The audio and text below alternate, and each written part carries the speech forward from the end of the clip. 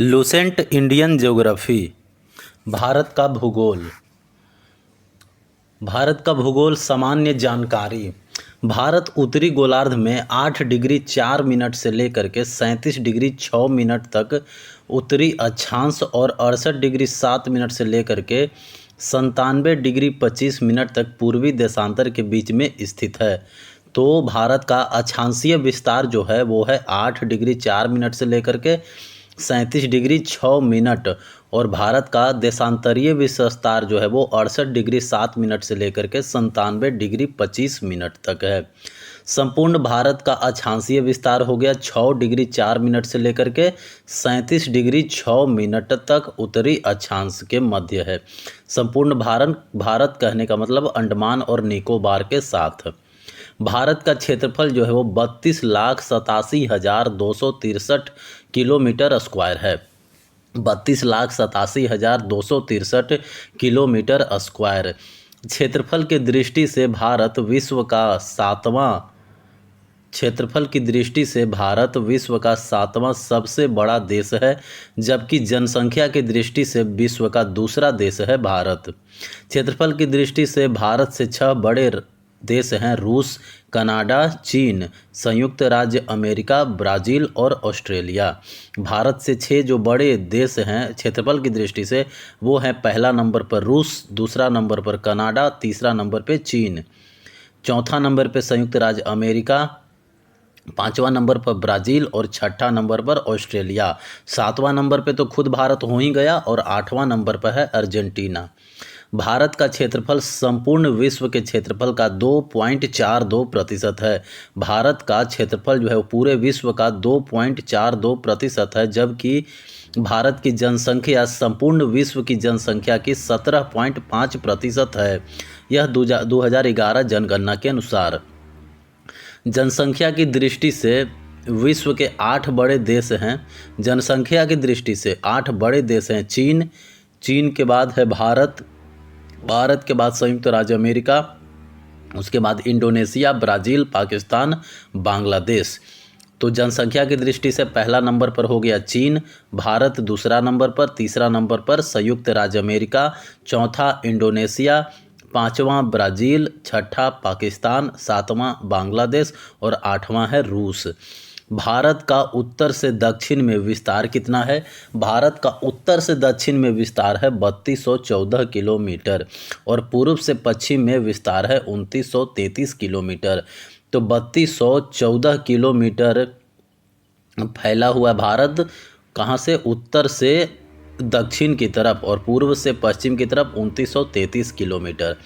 भारत की सीमा स्थल की भारत का जो सीमा स्थल है उसकी लंबाई 15,200 किलोमीटर है और भारत की तटीय भाग की लंबाई है 75,116.6 किलोमीटर, जिसमें अंडमान निकोबार और लक्षद्वीप दोनों समूह को मिला दिया जाता है।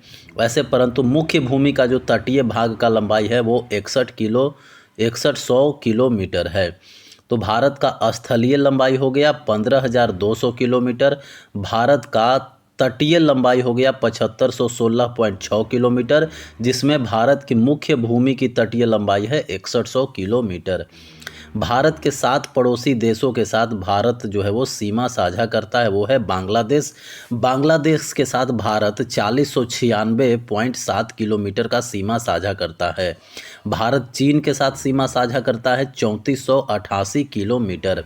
भारत पाकिस्तान के साथ सीमा साझा करता है 3323 किलोमीटर। नेपाल के साथ 1751 किलोमीटर, म्यांमार के साथ 1643 किलोमीटर, भूटान के साथ 699 किलोमीटर, अफ़गानिस्तान के साथ 106 किलोमीटर और कुल 15,106.7 किलोमीटर जो है वो बांग्लादेश के साथ कौन कौन से राज्य व केंद्र शासित प्रदेश सीमा साझा करते हैं? तो बांग्लादेश के साथ असम, मेघालय, मिजोरम, त्रिपुरा एवं पश्चिम बंगाल। असम, मेघालय, मिजोरम, त्रिपुरा व पश्चिम बंगाल बांग्लादेश के साथ सीमा बनाता है। चीन के साथ लद्दाख, हिमाचल प्रदेश, उत्तराखंड, सिक्किम और अरुणाचल प्रदेश। लद्दाख हिमाचल प्रदेश, उत्तराखंड, सिक्किम एवं अरुणाचल प्रदेश चीन के साथ 3488 किलोमीटर का सीमा बनाता है। पाकिस्तान के साथ गुजरात, राजस्थान, पंजाब, जम्मू एवं कश्मीर, लद्दाख। गुजरात, राजस्थान, पंजाब, जम्मू कश्मीर, लद्दाख पाकिस्तान के साथ 3323 किलोमीटर का सीमा बनाता है। नेपाल, नेपाल उत्तरी उत्तर प्रदेश, बिहार, पश्चिम बंगाल, सिक्किम व उत्तराखंड। उत्तर प्रदेश, बिहार, पश्चिम बंगाल, सिक्किम व उत्तराखंड नेपाल के साथ 1751 किलोमीटर का सीमा बनाता है। म्यांमार, म्यांमार के साथ अरुणाचल प्रदेश, नागालैंड, मिजोरम व मणिपुर। अरुणाचल प्रदेश, नागालैंड, मिजोरम व मणिपुर म्यांमार के साथ 1643 किलोमीटर की सीमा बनाता है। भूटान के साथ सिक्किम, असम, पश्चिम बंगाल, अरुणाचल प्रदेश। सिक्किम, असम, पश्चिम बंगाल, अरुणाचल प्रदेश भूटान के साथ 699 किलोमीटर का सीमा बनाता है। अफगानिस्तान, अफगानिस्तान के साथ सिर्फ लद्दाख सीमा बनाता है जो कि पाक अधिकृत है। भारत के कुल 16 पड़ोसी देश की सीमा से जुड़े हुए हैं। भारत के कुल 16 राज्य जो है वो पड़ोसी देश की सीमा से जुड़े हुए हैं। भारत की जलीय सीमा, समुद्री सीमा से संबंधित देश जो है वो 7 देश हैं। भारत की जलीय सीमा से कौन कौन जुड़ा हुआ है? पाकिस्तान, मालदीव, श्रीलंका, बांग्लादेश, म्यांमार, थाईलैंड और इंडोनेशिया।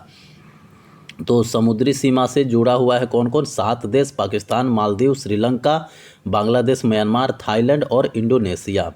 भारत की जल एवं स्थल सीमा दोनों से जो लगा हुआ देश है बांग्लादेश, म्यांमार और पाकिस्तान। 3 गो देश जो है वो भारत के जल एवं स्थल दोनों से सीमा बनाता है, वो है बांग्लादेश, म्यांमार और पाकिस्तान। भारत का सबसे दक्षिण बिंदु है इंदिरा पॉइंट। भारत का सबसे दक्षिणतम बिंदु इंदिरा पॉइंट, यह बृहत निकोबार द्वीप में स्थित है। इंदिरा पॉइंट जो है वो बृहत निको द्वीप में है। पहले इसका नाम पिग्मेलियन पॉइंट था। इंदिरा पॉइंट जो है उसका पहले नाम था पिग्मेलियन पॉइंट। पिग्मेलियन पॉइंट या फिर इंदिरा पॉइंट जो है वो भूमध्य रेखा इक्वेटर से 876 किलोमीटर दूर है। इक्वेटर से 876 किलोमीटर दूर है। तो भारत का सबसे दक्षिणी बिंदु हो गया इंदिरा पॉइंट, जिसे पहले पिग्मेलियन पॉइंट के नाम से जाना जाता था। भारत के सबसे उत्तरी बिंदु है इंदिरा कॉल। इंदिरा कॉल जो है वो सबसे दक्षिणी इंदिरा पॉइंट, सबसे उत्तरी इंदिरा कॉल। इंदिरा कॉल जम्मू कश्मीर में है। भारत की सबसे पश्चिमी बिंदु है सर क्रीक जो कि गुजरात में है। और भारत की सबसे पूर्वी बिंदु है किबुथु जो कि अरुणाचल प्रदेश में है। तो भारत की सबसे दक्षिणी बिंदु हो गया इंदिरा पॉइंट, भारत की सबसे उत्तरी बिंदु हो गया इंदिरा कॉल, भारत की सबसे पूर्वी बिंदु हो गया किबुथु जो कि अरुणाचल प्रदेश में है, और भारत का सबसे पश्चिमी बिंदु हो गया सर क्रीक जो कि गुजरात में है। और मेन मुख्य भूमि का सबसे दक्षिणी बिंदु की बात करें तो मुख्य भूमि का सबसे दक्षिणी बिंदु कन्याकुमारी है। कोलाबा पॉइंट मुख्य मुंबई में है। कोलाबा पॉइंट कहाँ है? मुंबई में। पॉइंट कालीमेरे कहाँ है? तमिलनाडु में। पॉइंट पेड्रो कहाँ है? पॉइंट पेड्रो श्रीलंका के जाफना में है। भारत एवं चीन की सीमा को मैकमोहन रेखा कहा जाता है। भारत और चीन की जो सीमा है उसको मैकमोहन रेखा कहा जाता है, और इसका निर्धारण 1914 ईस्वी में शिमला में हुआ था। मैकमोहन रेखा का निर्धारण 1914 ईस्वी में शिमला में हुआ था। नोट: काराकोरम रेंज भारतीय उपमहाद्वीप एवं चीन के मध्य एक जल विभाजक बनाती है। 17 किलोमीटर लंबा यह ग्लेशियर काराकोरम में सबसे लंबा है और धरती पर ध्रुवों को छोड़कर दूसरा सबसे लंबा ग्लेशियर है। इसे तीसरा ध्रुव भी कहा जाता है। काराकोरम रेंज को तीसरा ध्रुव भी कहा जाता है। भारत और अफगानिस्तान के बीच डूरंड रेखा है। भारत और अफगानिस्तान के बीच कौन सी रेखा है? डूरंड रेखा। डूरंड रेखा का निर्धारण 1896 ईस्वी में सर डूरंड द्वारा निर्धारित किया गया था। डूरंड रेखा जो है वो अब पाकिस्तान और अफगानिस्तान के बीच में है। पाकिस्तान और अफगानिस्तान के बीच में है अब डुरंड रेखा।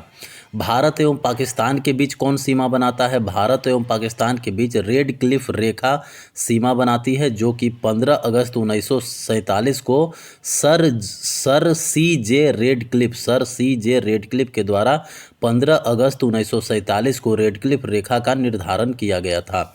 रेडक्लिफ रेखा भारत एवं पाकिस्तान के बीच सीमा बनाती है। भारत और नेपाल के मध्य काली नदी जो है वो सीमा बनाती है। काली नदी भारत और नेपाल के मध्य सीमा बनाती है। पटकाई की पहाड़ियाँ जो है वो भारत को म्यांमार से अलग करती है। भारत को म्यांमार से अलग करती है पटकाई की पहाड़ियाँ। दक्षिण में श्रीलंका भारत से पाक जल संधि तथा मन्नार की खाड़ी द्वारा अलग होता है। श्रीलंका जो है वो भारत से पाक जल संधि और मन्नार की खाड़ी द्वारा अलग होता है। पाक जल डमरू मध्य में ही राम सेतु स्थित है। श्रीलंका के बाद भारत का दूसरा निकटतम समुद्री पड़ोसी देश इंडोनेशिया है, जो निकोबार द्वीप समूह के अंतिम द्वीप ग्रेट निकोबार के दक्षिण में स्थित है। इंडोनेशिया जो है वो ग्रेट निकोबार के दक्षिण में स्थित है। भारत का मानक समय इलाहाबाद के निकट मिर्ज़ापुर से गुजरने वाली 82.5 डिग्री पूर्वी देशांतर रेखा को माना गया है, जो ग्रीनविच समय से 5.5 घंटा आगे है। 82.5 डिग्री पूर्वी देशांतर 5 राज्यों से होकर के गुजरती है। वो राज्य हैं उत्तर प्रदेश, मध्य प्रदेश, छत्तीसगढ़, उड़ीसा और आंध्र प्रदेश। भारतीय मानक समय जो है वो कौन कौन से 5 राज्यों से गुजरती है? उत्तर प्रदेश, मध्य प्रदेश, छत्तीसगढ़, उड़ीसा और आंध्र प्रदेश। कर्क रेखा जो है वो भारत के लगभग बीच से गुजरती है और कर्क रेखा भारत में 8 राज्यों से होकर के गुजरती है। वे 8 राज्य हैं राजस्थान, गुजरात, मध्य प्रदेश, छत्तीसगढ़, झारखंड, पश्चिम बंगाल, त्रिपुरा एवं मिजोरम। तो कर्क रेखा कौन से 8 राज्यों से गुजरती है? गुजरात, राजस्थान, मध्य प्रदेश, छत्तीसगढ़, झारखंड, पश्चिम बंगाल, त्रिपुरा, मिजोरम। पृथ्वी की चुंबकीय विषुवत रेखा दक्षिण भारत में त्रिवेंद्रम से गुजरती है। पृथ्वी की चुंबकीय विषुवत रेखा जो है वो दक्षिण भारत में त्रिवेंद्रम से गुजरती है। भारतीय उपमहाद्वीप में कौन कौन से देश सम्मिलित हैं? भारतीय उपमहाद्वीप में भारत, पाकिस्तान, बांग्लादेश, नेपाल व भूटान शामिल है। सर्वाधिक राज्यों की सीमा से लगा राज्य है उत्तर प्रदेश। उत्तर प्रदेश जो है वो सबसे ज़्यादा राज्यों से सीमा बनाती है। उत्तर प्रदेश की सीमा जो है वो 8 राज्यों से लगता है। वह उत्तराखंड, हिमाचल प्रदेश, हरियाणा, राजस्थान, मध्य प्रदेश, छत्तीसगढ़, झारखंड एवं बिहार, ये 8 राज्यों से उत्तर प्रदेश की सीमा लगती है। उत्तर प्रदेश की सीमा राष्ट्रीय राजधानी क्षेत्र दिल्ली से भी लगती है। भारतीय राज्यों में गुजरात राज्य की तटरेखा सर्वाधिक लंबी है 1663 किलोमीटर। गुजरात जो है उसकी तटरेखा सबसे लंबी है 1633 किलोमीटर। गुजरात के बाद आंध्र प्रदेश की तटरेखा लंबी है। भारत के 9 राज्य तटरेखा से लगे हैं। तो सबसे पहला नंबर पर गुजरात तटरेखा से लगा हुआ है। गुजरात के नीचे आए तो महाराष्ट्र के बाद गोवा के बाद कर्नाटक के बाद केरल, और केरल से फिर उधर पूर्वी तरफ तमिलनाडु, आंध्र प्रदेश के बाद उड़ीसा और उड़ीसा के बाद पश्चिम बंगाल। ये 9 राज्य जो है वो भारत में समुद्र तट से लगे हुए हैं।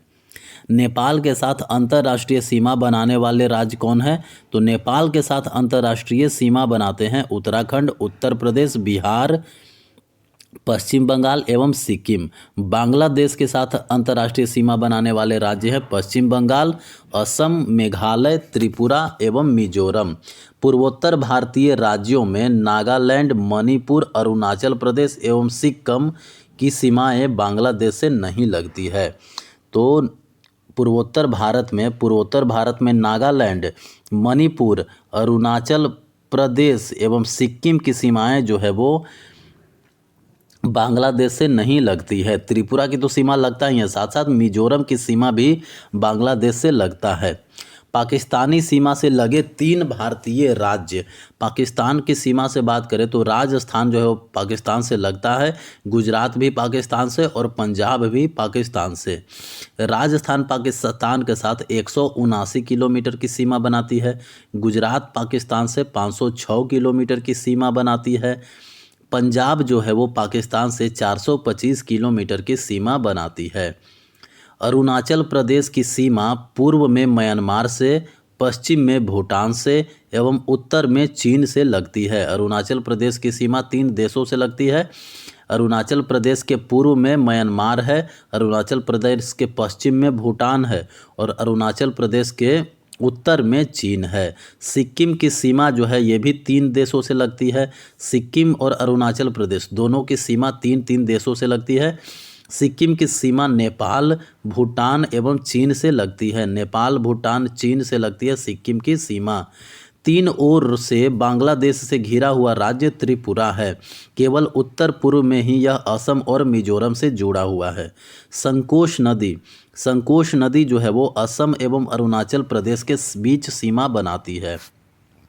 संकोश नदी जो है वो असम एवं अरुणाचल प्रदेश के बीच सीमा बनाती है।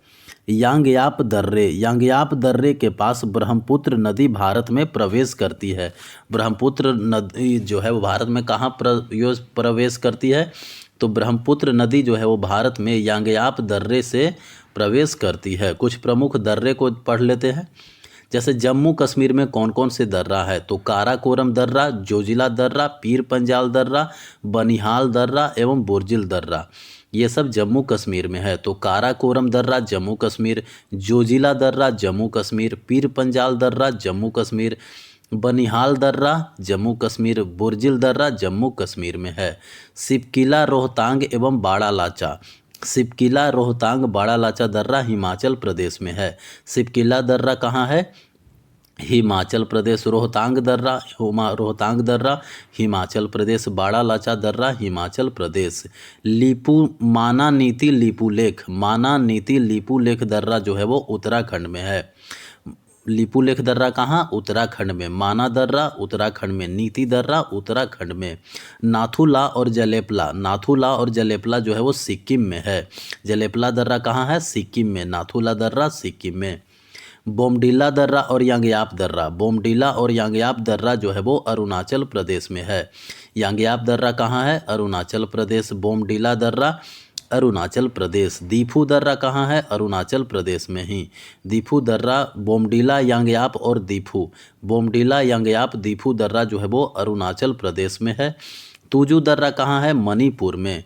तो तुजू दर्रा कहाँ है? मणिपुर में। दीफू दर्रा कहाँ है? अरुणाचल प्रदेश में। यांगयाप दर्रा कहाँ है? यांगयाप दर्रा अरुणाचल प्रदेश में। बोमडिला दर्रा कहाँ है? बोमडिला दर्रा हो गया अरुणाचल प्रदेश में। जलेपला दर्रा कहाँ है? जलेपला दर्रा सिक्किम में। नाथुला दर्रा कहाँ है? नाथुला दर्रा हो गया सिक्किम में। नीति दर्रा कहाँ है? नीति दर्रा उत्तराखंड में। माना दर्रा कहाँ है? माना दर्रा जो है वो उत्तराखंड में। लीपू लेख दर्रा कहाँ है? लीपू लेख दर्रा है उत्तराखंड में। बाड़ा लाचा दर्रा कहाँ है? बाड़ा लाचा दर्रा है हिमाचल प्रदेश में। रोहतांग दर्रा कहाँ है? रोहतांग दर्रा है हिमाचल प्रदेश में। सिपकिला दर्रा कहाँ है? सिपकिला दर्रा है हिमाचल प्रदेश में। बुर्जिल दर्रा कहाँ है? जम्मू कश्मीर में। बुर्जिल दर्रा है जम्मू कश्मीर में। बनिहाल दर्रा कहाँ है? बनिहाल दर्रा है जम्मू कश्मीर में। बनिहाल दर्रा जम्मू कश्मीर में। पीर पंजाल दर्रा कहाँ है? पीर पंजाल दर्रा है जम्मू कश्मीर में। पीर पंजाल दर्रा जम्मू कश्मीर में। जोजिला दर्रा कहाँ है? जम्मू कश्मीर में है जोजिला दर्रा जो है वो जम्मू कश्मीर में है। काराकोरम दर्रा कहाँ है? जम्मू कश्मीर में। तो जोजिला दर्रा का निर्माण सिंधु नदी द्वारा किया गया है। जोजिला दर्रा का निर्माण किस नदी के द्वारा हुआ है? सिंधु नदी के द्वारा। सिपकिला दर्रा का निर्माण किस नदी के द्वारा हुआ है? सिपकिला दर्रा का निर्माण सतलज नदी के द्वारा हुआ है। जलेपला दर्रा का निर्माण किस नदी के द्वारा हुआ है? जलेपला दर्रा का निर्माण तीस्ता नदी के द्वारा हुआ है। तो जोजिला दर्रा का निर्माण सिंधु नदी से हुआ है, सिपकिला दर्रा का निर्माण सतलज नदी से हुआ है और जलेपला दर्रा का निर्माण तीस्ता नदी से हुआ है। लद्दाख में स्थित काराकोरम दर्रा भारत का सबसे ऊंचा दर्रा है। काराकोरम दर्रा जो है वो भारत का सबसे ऊंचा दर्रा है, 5,624 मीटर ऊपर। काराकोरम दर्रा से चीन को जाने वाली एक सड़क बनाई गई है। राष्ट्रीय राजमार्ग 1A जो है वो लेह को जोजिला दर्रा होते हुए कश्मीर घाटी से जोड़ता है। यानी जोजिला दर्रा जो है वो लेह को कश्मीर से जोड़ता है। लेह को कश्मीर से जोड़ता है कौन? जोजिला दर्रा। बुर्जिल दर्रा जो है वो श्रीनगर को गिलगित से जोड़ता है। बुर्जिल दर्रा श्रीनगर को गिलगित से जोड़ता है। बनिहाल दर्रा जो है वो जम्मू से श्रीनगर को जोड़ता है। बनिहाल दर्रा जम्मू से श्रीनगर को जोड़ता है। बनिहाल दर्रा में ही जवाहर सुरंग है। तुजू दर्रा जो है वो भारत एवं म्यांमार को जोड़ता है। तुजू दर्रा भारत एवं म्यांमार को जोड़ता है। सिपकिला दर्रा जो है वो शिमला से तिब्बत को जोड़ता है। शिमला और तिब्बत को जोड़ता है सिपकिला दर्रा। तो श्रीनगर गिलगित से कौन जोड़ता है? श्रीनगर को गिलगित से कौन सा दर्रा जोड़ता है? बुर्जिल दर्रा। जम्मू को श्रीनगर से कौन जोड़ता है? जम्मू को श्रीनगर से जोड़ता है बनिहाल दर्रा। बनिहाल दर्रा में ही जवाहर सुरंग है। भारत को म्यांमार से कौन सा दर्रा जोड़ता है? भारत को म्यांमार से जोड़ता है तुजू दर्रा। तुजू दर्रा मणिपुर में है। शिमला से तिब्बत को कौन सा दर्रा जोड़ता है? शिमला से तिब्बत को जोड़ता है सिपकिला दर्रा शिमला को तिब्बत से जोड़ता है। जीवित जड़ पुल कहाँ पाया जाता है? जीवित जड़ पुल जो है वो मेघालय में पाया जाता है। नोट: मेघालय के खासी जनजाति के लोग रबर ट्री नामक पौधे के जड़ों का अनुवर्धन कर इन्हें जलधारा के आर पार सुदृढ़ पुलों में रूपांतरित कर देते हैं, जिसे जीवित जड़ पुल कहा जाता है। स्थानीय भाषा में जीवित जड़ पुल को जिंगकोंग इरो कहते हैं। जिंगकेंग इरे कहा जाता है जीवित जड़ पुल को। 3 अर्धचंद्राकार समुद्र तट कन्याकुमारी में मिलते हैं। 3 अर्धचंद्राकार समुद्र तट जो है वो कन्याकुमारी में मिलते हैं। भारत में रामेश्वरम के निकट धनुषकोडी और श्रीलंका में तैलयामन्नार के बीच समुद्र में डूबी प्रवाल द्वीप की एक रेखा है, जिसे आदम का पुल कहा जाता है। नोट: जाफना जो कि तमिल बहुल है, जाफना शेष श्रीलंका से एलिफेंटा दर्रा द्वारा जुड़ा हुआ है। जाफना जो है वो शेष श्रीलंका से एलिफेंटा दर्रा द्वारा जुड़ा हुआ है। तो ये थी भारत की सामान्य जानकारी। अब पढ़ेंगे भारत का भौतिक स्वरूप के बारे में। भारत का भौतिक स्वरूप: देश के कुल क्षेत्रफल के 10.7% पर देश के कुल क्षेत्रफल के 10.7% भाग पर उच्च पर्वतीय श्रेणी हैं, जिनकी ऊंचाई समुद्र तल से 2135 मीटर है। 305 मीटर से 2135 मीटर की ऊंचाई वाली पहाड़ियां जो है वो 18.6% भागों पर फैला हुआ है। भूभाग पर फैली है। 43% भूभाग पर विस्तृत मैदान है। तो 10.7% भाग पर हो गया उच्च पर्वत श्रेणी, 18.6% भाग पर हो गया थोड़ा सा नीचा पर्वत श्रेणी पहाड़ियाँ हो गया, और 43% भाग पर विस्तृत मैदान है। हिमालय का प्रादेशिक विभाजन की बात करें तो हिमालय का प्रादेशिक विभाजन, तो हिमालय का सर सिडनी बुर्राड ने 4 भागों में विभाजित किया है, जिसको पंजाब हिमालय, कुमायूं हिमालय, नेपाल हिमालय एवं असम हिमालय। पंजाब हिमालय, कुमायूं हिमालय एवं नेपाल हिमालय, असम हिमालय 4 भागों में। पंजाब हिमालय की जो लंबाई है वो है 560 किलोमीटर, कुमायूं हिमालय की लंबाई हो गई 320 किलोमीटर, नेपाल हिमालय की लंबाई 800 किलोमीटर और असम हिमालय की लंबाई 720 किलोमीटर है। 560 किलोमीटर कौन सा है? पंजाब हिमालय। 320 किलोमीटर हो गया कुमायूं हिमालय, 800 किलोमीटर नेपाल हिमालय और 720 किलोमीटर हो गया असम हिमालय। पंजाब हिमालय जो है वो सिंधु नदी से लेकर के सतलज नदी के बीच में है। सिंधु नदी से लेकर सतलज नदी के बीच में पंजाब हिमालय है। कुमायूं हिमालय सतलज नदी से लेकर के काली नदी के बीच में है। कुमायूं हिमालय सतलज नदी से काली नदी के बीच में है। नेपाल हिमालय जो है वो काली नदी से लेकर के तीस्ता नदी के बीच में है। नेपाल हिमालय जो है वो काली नदी से लेकर के तीस्ता नदी के बीच में है। असम हिमालय जो है वो तीस्ता एवं दिहांग नदियों के बीच में है।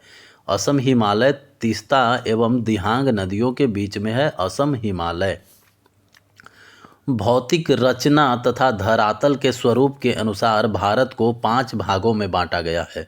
भौतिक रचना और धरातल के स्वरूप के अनुसार भारत को 5 भागों में बांटा गया है। पहला उत्तरी पर्वतीय मैदान, दूसरा है विशाल मैदान, तीसरा प्रायद्वीपीय पठार, चौथा है मरुस्थलीय प्रदेश और पांचवा है समुद्र तटीय मैदान और एक छठा भी होता है आइलैंड।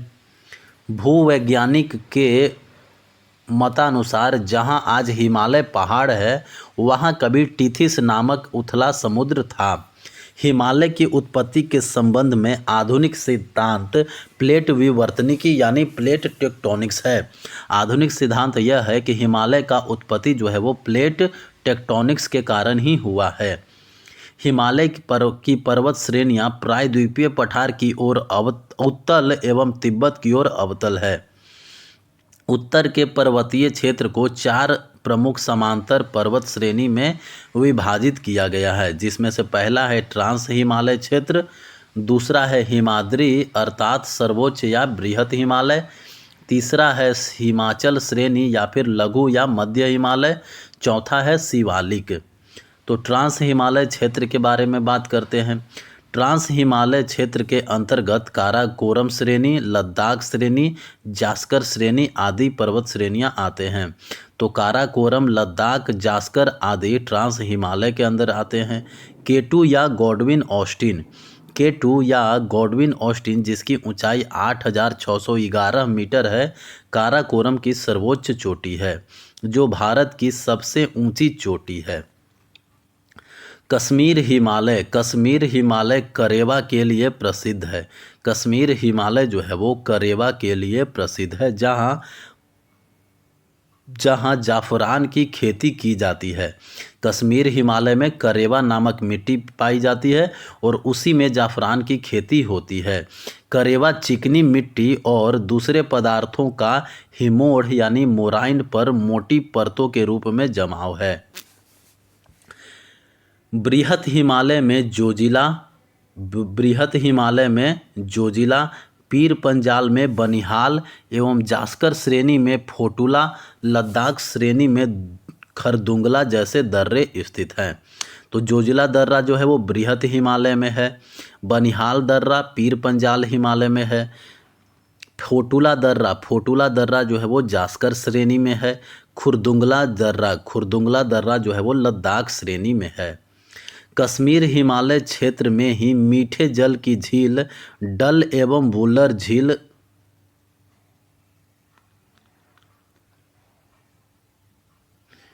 एवं खारे जल की झील पैगोंग और सोमू रीरी झील है। कश्मीर हिमालय के अंदर ही मीठे जल का झील है डल एवं वुलर और खारे पानी का झील है पैगोंग एवं सोमू रीरी। वैष्णो देवी, अमरनाथ गुफा और चरार शरीफ जैसी तीर्थ स्थान कश्मीर या उत्तरी पश्चिमी हिमालय में ही स्थित है। अब बात करते हैं हिमाद्री अर्थात सर्वोच्च या बृहत हिमालय यानी ग्रेट हिमालय के बारे में। ग्रेट हिमालय की सबसे ऊंची श्रेणी है। ग्रेट हिमालय जो है वह सबसे ऊंची श्रेणी है हिमालय की। बृहत हिमालय की ऊंचाई जो है वो लगभग 6000 मीटर है। विश्व की सबसे ऊंची चोटी एवरेस्ट जो कि नेपाल में है, एवरेस्ट हिमाद्री अर्थात सर्वोच्च हिमालय में ही स्थित है। कंचनजंगा, नंगा पर्वत, नंदा देवी, कॉमेट एवं नामचा बरवा। कंचनजंगा, नंगा पर्वत, नंदा देवी, कॉमेट एवं नामचा बरवा जो है वो हिमाद्री या सर्वोच्च हिमालय के महत्वपूर्ण शिखर हैं। नोट: बृहत हिमालय लघु हिमालय से मेन सेंट्रल थ्रस्ट के द्वारा अलग होता है। मेन सेंट्रल थ्रस्ट जो है वो बृहत हिमालय को लघु हिमालय से अलग करता है। तो ट्रांस हिमालय को बृहत हिमालय से कौन अलग करता है, ये तो इसमें नहीं लिखा है, खोजना पड़ेगा। आगे चलते हैं, लघु हिमालय या फिर मध्य हिमालय या हिमाचल श्रेणी। तो लघु हिमालय श्रेणी में पीर पंजाल, धौलाधर, मसूरी, नागटिब्बा एवं महाभारत श्रेणियां पाई जाती है। पीर पंजाल, धौलाधर, मसूरी, नागटिब्बा एवं महाभारत श्रेणियां जो है वो लघु हिमालय में पाई जाती है। बृहत व लघु हिमालय के मध्य कश्मीर घाटी, लाहुल स्फीति, कुल्लू एवं कांगड़ा की घाटियां मिलती है। यहाँ अल्पाइन चारागाह है जिन्हें कश्मीर घाटी में मर्ग यानी गुलमर्ग और सोनमर्ग तथा उत्तराखंड में बुग्याल या पयार कहा जाता है। शिमला, कुल्लू, मनाली, मंसूरी, दार्जिलिंग आदि लघु हिमालय में ही स्थित है। शिमला, कुल्लू, मनाली, मसूरी, दार्जिलिंग आदि लघु हिमालय में स्थित है। बृहत हिमालय की घाटियां में भोटिया प्रजाति के खानाबदोश लोग रहते हैं जो ग्रीष्म ऋतु में ऊपर बुग्याल में चले जाते हैं और शरद ऋतु में नीचे घाटियों में लौट आते हैं। प्रसिद्ध फूलों की घाटी इसी पर्वतीय क्षेत्र में स्थित है। गंगोत्री, यमुनोत्री, केदारनाथ, बद्रीनाथ और हेमकुंड साहिब इसी इलाके में हैं। लघु हिमालय शिवालिक से मेन बाउंड्री फॉल्ट के द्वारा अलग होती है। मेन बाउंड्री फॉल्ट जो है वो लघु हिमालय को शिवालिक हिमालय से अलग करती है। अब पढ़ते हैं शिवालिक के बारे में। शिवालिक अर्थात निम्न हिमालय या फिर बाह्य हिमालय कहा जाता है। शिवालिक हिमालय का नवीनतम भाग है। शिवालिक जो है वो हिमालय का सबसे नया भाग है। शिवालिक एवं लघु हिमालय के बीच कई घाटियां हैं जैसे काठमांडू घाटी। पश्चिम में काठमांडू घाटियां को पश्चिम में दून या द्वार कहते हैं, जैसे देहरादून और हरिद्वार। देहरादून, इन घाटियों को पश्चिम में दून या द्वार कहा जाता है, जैसे देहरादून और हरिद्वार। शिवालिक के निचले भाग को तराई कहते हैं। शिवालिक का जो निचला भाग है उसको तराई कहा जाता है। अरावली की पहाड़ियाँ। अब अरावली की पहाड़ियाँ के बारे में पढ़ेंगे। अरावली की पहाड़ियाँ जो है वो राजस्थान राज्य में है। राजस्थान राज्य में अरावली की पहाड़ियाँ हैं। अरावली सबसे पुरानी चट्टानों से बनी है। अरावली पहाड़ी की सबसे ऊंची चोटी है माउंट आबू। माउंट आबू पर्वत पर गुरु शिखर, अरावली पहाड़ी की सबसे ऊंची चोटी है गुरु शिखर, जो कि माउंट आबू पर्वत पर स्थित है। गुरु शिखर की ऊंचाई 1722 मीटर है। अरावली पहाड़ी के पश्चिमी ओर से माही नदी और लूनी नदी निकलती है। अरावली पहाड़ी के पश्चिमी ओर से माही नदी और लूनी नदी निकलती है। लूनी नदी कच्छ के रन में गायब हो जाती है। अरावली के पूर्व की ओर बनास नदी निकलती है। अरावली के पूर्व की ओर बनास नदी निकलती है। तो अरावली के पश्चिम की ओर माही नदी और लूनी नदी निकलती है और अरावली के पूर्व की ओर बनास नदी निकलती है। लूनी नदी जो है वो कच्छ के रन में गायब हो जाती है। नोट: वैसे नदी जो जमीन में ही लुप्त हो जाते हैं उन्हें रिवर ऑफ इफेमेरल कहते हैं। वैसी नदी जो जमीन में ही लुप्त हो जाती है वैसी नदियों को द रिवर ऑफ इफेमेरल कहते हैं। मालवा का पठार। मालवा के पठार के बारे में, पश्चिमी मध्य प्रदेश एवं दक्षिणी पूर्व राजस्थान राज्य में मालवा का पठार जो है वो फैला हुआ है। मालवा का पठार ज्वालामुखीय पठार का बना हुआ है। मालवा का पठार से चंबल और बेतवा नदी निकलती है। चंबल और बेतवा नदी जो है वो मालवा का पठार से ही निकलती है। मालवा का पठार हो गया पश्चिमी मध्य प्रदेश तथा दक्षिणी पूर्व राजस्थान में। विंध्याचल का पठार। विंध्याचल की पठार की बात करें तो विंध्याचल का पठार जो है वो झारखंड, उत्तर प्रदेश एवं दक्षिण पूर्व राजस्थान में स्थित है। विंध्याचल का पठार झारखंड, उत्तर प्रदेश एवं दक्षिण पूर्व राजस्थान में स्थित है। विंध्याचल का पठार परतदार चट्टानों का बना हुआ है। विंध्याचल पर्वतमाला उत्तर भारत को दक्षिण भारत से अलग करता है। विंध्याचल पर्वत श्रेणी जो है वह उत्तर भारत को दक्षिण भारत से अलग करता है। मैकाल की पठार, मैकाल पठार जो है वो छत्तीसगढ़ में स्थित है। मैकाल की पठार छत्तीसगढ़ में स्थित है। मैकाल पहाड़ी का सर्वोच्च शिखर अमरकंटक है, जिसकी ऊंचाई 1036 मीटर है। मैकाल की पठार या फिर मैकाल पहाड़ी जो है वो पुरानी चट्टानों का बना हुआ एक ब्लॉक पर्वत है। मैकाल पहाड़ी जो है वो ब्लॉक पर्वत है जो कि पुरानी चट्टानों से बना हुआ है। मैकाली पहाड़ी के पश्चिम की ओर से नर्मदा नदी, मैकाल पहाड़ी की उत्तर की ओर से सोन नदी और दक्षिण की तरफ से महानदी निकलती है। तो मैकाल पहाड़ी के पश्चिम की ओर से नर्मदा नदी निकलती है, उत्तर की ओर से सोन नदी निकलती है और दक्षिण की ओर से महानदी निकलती है। छोटा नागपुर स्थित रांची का पठार, छोटा नागपुर स्थित रांची का पठार समप्रायः मैदान का उदाहरण है। छोटा नागपुर पठार को भारत का रूर भी कहा जाता है। भारत का रूर यानी खनिज भंडार की दृष्टि से भारत का सबसे संपन्न। सतपुड़ा की पहाड़ियाँ, सतपुड़ा की पहाड़ियाँ कौन से राज्य में है? सतपुड़ा की पहाड़ियाँ जो है वो मध्य प्रदेश में है। सतपुड़ा की पहाड़ियाँ ज्वालामुखीय चट्टानों से बनी हुई है। सतपुड़ा की पहाड़ी की सबसे ऊंची चोटी है धूपगढ़ी, धूपगढ़ी जिसकी ऊंचाई 1350 मीटर है, जो महादेव पर्वत पर है। धूपगढ़ी चोटी जो है वो महादेव पर्वत पर है सतपुड़ा पहाड़ियों की। सतपुड़ा पहाड़ी के पूर्वी हिस्से से ताप्ती नदी निकलती है। ताप्ती नदी जो है वो सतपुड़ा पहाड़ी की पूर्वी हिस्से से निकलती है। पश्चिमी घाट के बारे में, पश्चिमी घाट की बात करें तो पश्चिमी घाट यह पर्वत ताप्ती नदी के मुहाने से लेकर के कन्याकुमारी अंतरिप तक लगभग 1600 किलोमीटर में विस्तृत है। तो पश्चिमी घाट पर ताप्ती नदी से लेकर के कन्याकुमारी तक जाना जाता है और पश्चिमी घाट की लंबाई जो है वो 16 किलोमीटर है। और पश्चिमी घाट की औसत ऊंचाई जो है वो 1200 मीटर है। पश्चिमी घाट से उत्तर में गुजरात के सौराष्ट्र प्रदेश में गिर की पहाड़ियाँ मिलती है।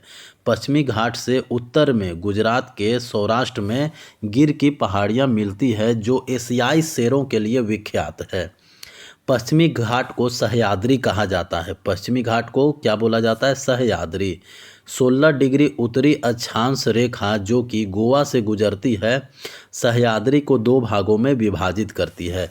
सह्याद्री को दो भागों में विभाजित करती है 16 डिग्री उत्तरी अक्षांश रेखा जो गोवा से गुजरती है। सह्याद्री के दो भाग हैं, उत्तरी सह्याद्री एवं दक्षिणी सह्याद्री। उत्तरी सह्याद्री के ऊपर सतह पर बेसाल्ट लावा का निक्षेप है और दक्षिणी सह्याद्री यानी जो कि आर्कियन युग के है उस पर ग्रेनाइट एवं नीस चट्टानों से बना हुआ है। तो उत्तरी सह्याद्री जो है वो बेसाल्ट या लावा चट्टानों से बना हुआ है और दक्षिणी सह्याद्री जो है वो ग्रेनाइट तथा नीस चट्टानों से बना हुआ है। उत्तरी सह्याद्री एवं दक्षिण सह्याद्री जो है वो सर्वोच्च शिखर, उत्तरी सह्याद्री का सर्वोच्च शिखर काल सुबाई है। उत्तरी सह्याद्री का सर्वोच्च शिखर काल सुबाई जो कि 1664 मीटर ऊंचा है और दक्षिणी सह्याद्री का सर्वोच्च शिखर कुद्रेमुख है जो कि 1892 किलोमीटर ऊंचा है। दक्षिणी सह्याद्री का ऊंचाई सर्वोच्च चोटी कुद्रेमुख है जो कि 1892 मीटर ऊंचा है। महाबलेश्वर 1438 मीटर ऊंचा है।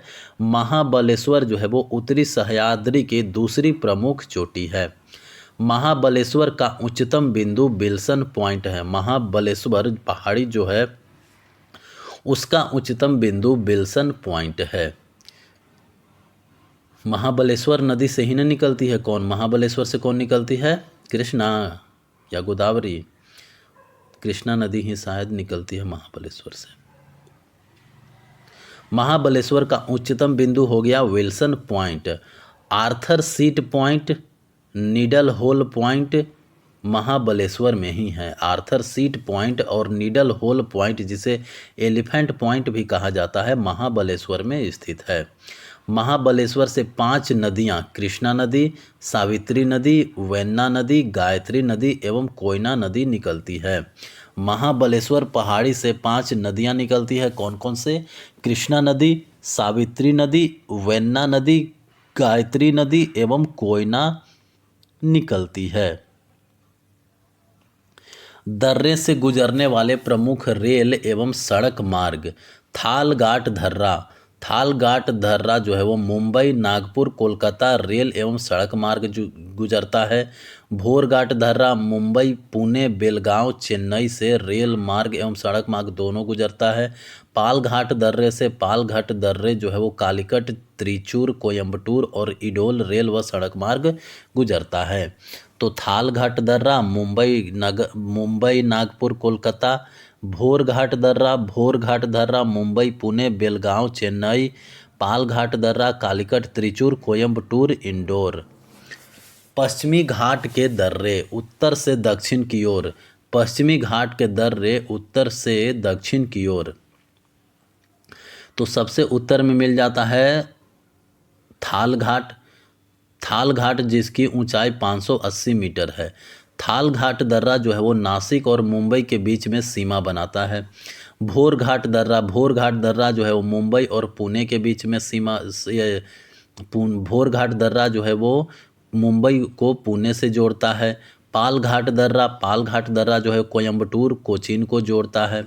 पालघाट दर्रा कोयम्बटूर, कोचीन को जोड़ता है। सेनकोटा दर्रा जो है वो तिरुवनंतपुरम एवं मदुरई के बीच में स्थित है। तो थालघाट दर्रा किसको जोड़ता है? नासिक और मुंबई को। भोरघाट दर्रा किसको जोड़ता है? भोरघाट दर्रा मुंबई एवं पुणे को जोड़ता है। पालघाट दर्रा जो है वो कोयम्बटूर एवं कोचीन को जोड़ता है। पालघाट दर्रा कोयम्बटूर एवं कोचीन को जोड़ता है। सेनकोटा दर्रा जो है वो तिरुवनंतपुरम एवं मदुरई को जोड़ता है। सेनकोटा दर्रा जो है वो तिरुवनंतपुरम एवं मदुरई को जोड़ता है। दक्कन का पठार की बात करें तो दक्कन का पठार महाराष्ट्र राज्य में है। दक्कन का पठार ज्वालामुखीय बेसाल्ट चट्टानों का बना हुआ है। दक्कन का पठार जो है वो बेसाल्ट चट्टानों का बना हुआ है।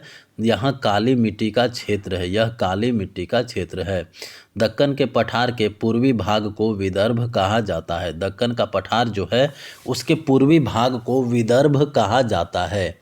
धारवाड़ का पठार की बात करें तो धारवाड़ का पठार कर्नाटक राज्य में है। धारवाड़ पठार परिवर्तित चट्टानों से बना हुआ है। धारवाड़ पठार जो है वो परिवर्तित चट्टानों से बना हुआ है और इस पठार के पश्चिमी भाग में बाबा बोदन की पहाड़ी तथा ब्रह्मगिरी पहाड़ी है। धारवाड़ का जो पठार है उसके पश्चिमी भाग में बाबा बोदन की पहाड़ी और ब्रह्मगिरी की पहाड़ी है। नीलगिरी की पहाड़ी की बात करें तो तमिलनाडु में है। नीलगिरी की पहाड़ी तमिलनाडु में है जो एक ब्लॉक पर्वत है। नीलगिरी की पहाड़ी तमिलनाडु में है जो एक ब्लॉक पर्वत है। नीलगिरी की पहाड़ी मुख्यतः चार्नोकाइट पठार से बनी हुई है। नीलगिरी की पहाड़ी जो है वो मुख्यतः चार्नोकाइट पठार से बनी हुई है। नीलगिरी की सबसे ऊंची चोटी है डोडा बेटा नीलगिरी की सबसे ऊंची चोटी है जिसकी ऊंचाई 2637 मीटर है। डोडा बेटा दक्षिण भारत की दूसरी सबसे ऊंची चोटी है। उटकमंड नीलगिरी पहाड़ी पर ही स्थित है। तमिलनाडु राज्य में नीलगिरी के दक्षिण भाग में पालघाट है। नीलगिरी के दक्षिण भाग में पालघाट है। पालघाट गैप पश्चिमी एवं पूर्वी घाट का मिलन स्थल है। पालघाट गैप जो है वो पश्चिम एवं पूर्वी घाट का मिलन स्थल है। अर्थात पूर्वी घाट एवं पश्चिमी घाट के मिलन स्थल पर नीलगिरी पहाड़ी स्थित है। इसके पार फैली कार्डामम पहाड़ियाँ पश्चिम घाट का विस्तार माना जाता है। नीलगिरी पहाड़ी के और दक्षिण में, और दक्षिण में कार्डामम की पहाड़ियाँ मिलती है। कार्डामम की पहाड़ियाँ जो है उसको पश्चिमी घाट का विस्तार माना जाता है। अन्नामलाई की पहाड़ी, अन्नामलाई की पहाड़ी पर स्थित दक्षिण भारत की सबसे ऊंची चोटी अनयमुदी है। अनयमुदी की ऊंचाई 2696 मीटर है। डोडा बेटा, डोडा बेटा की ऊंचाई जो है वो 2637 मीटर है, और अनयमुदी, अनयमुदी की ऊंचाई 2696 मीटर है। अन्नामलाई की पहाड़ी की सबसे ऊंची चोटी का नाम है अनयमुदी। अनयमुदी जो है वो दक्षिण भारत की सबसे ऊंची चोटी है। नोट, अनयमुदी 3 पहाड़ियों का केंद्र बिंदु है। अनयमुदी जो है वो 3 पहाड़ियों का केंद्र बिंदु है। यहाँ से 3 पहाड़ी श्रृंखलाएं 3 दिशाओं में जाती है। दक्षिण की ओर इलायची यानी कार्डमम की पहाड़ी जाती है, उत्तर की ओर अन्नामलाई की पहाड़ी जाती है, तथा उत्तर पूर्व की ओर पालनी की पहाड़ियाँ जाती है। प्रसिद्ध पर्यटक स्थल कोडाई कनाल, कोडाई कनाल तमिलनाडु में पालनी पहाड़ी में ही स्थित है। कोडाई कनाल जो कि प्रसिद्ध स्थल है, कोडाई कनाल तमिलनाडु के पालनी पहाड़ी में स्थित है। सेवराय पहाड़ियाँ, सेवराय पहाड़ियाँ कहाँ स्थित है? सेवराय पहाड़ियाँ तमिलनाडु राज्य के सलेम में अवस्थित है। तमिलनाडु राज्य के सलेम में। आंध्र प्रदेश और उड़ीसा के तटीय भाग में महेंद्रगिरी की पहाड़ियाँ हैं। आंध्र प्रदेश और उड़ीसा, आंध्र प्रदेश और उड़ीसा के तटीय भाग में महेंद्रगिरी की पहाड़ी है। भारत के पूर्वी समुद्री तट, भारत के पूर्वी समुद्री तट की बात करें तो इसको 2 भागों में बांटा गया है। इसको निम्न भागों में बांटा गया है। कन्याकुमारी से लेकर के कृष्णा डेल्टा तक के भाग को कोरोमंडल तट कहा गया है।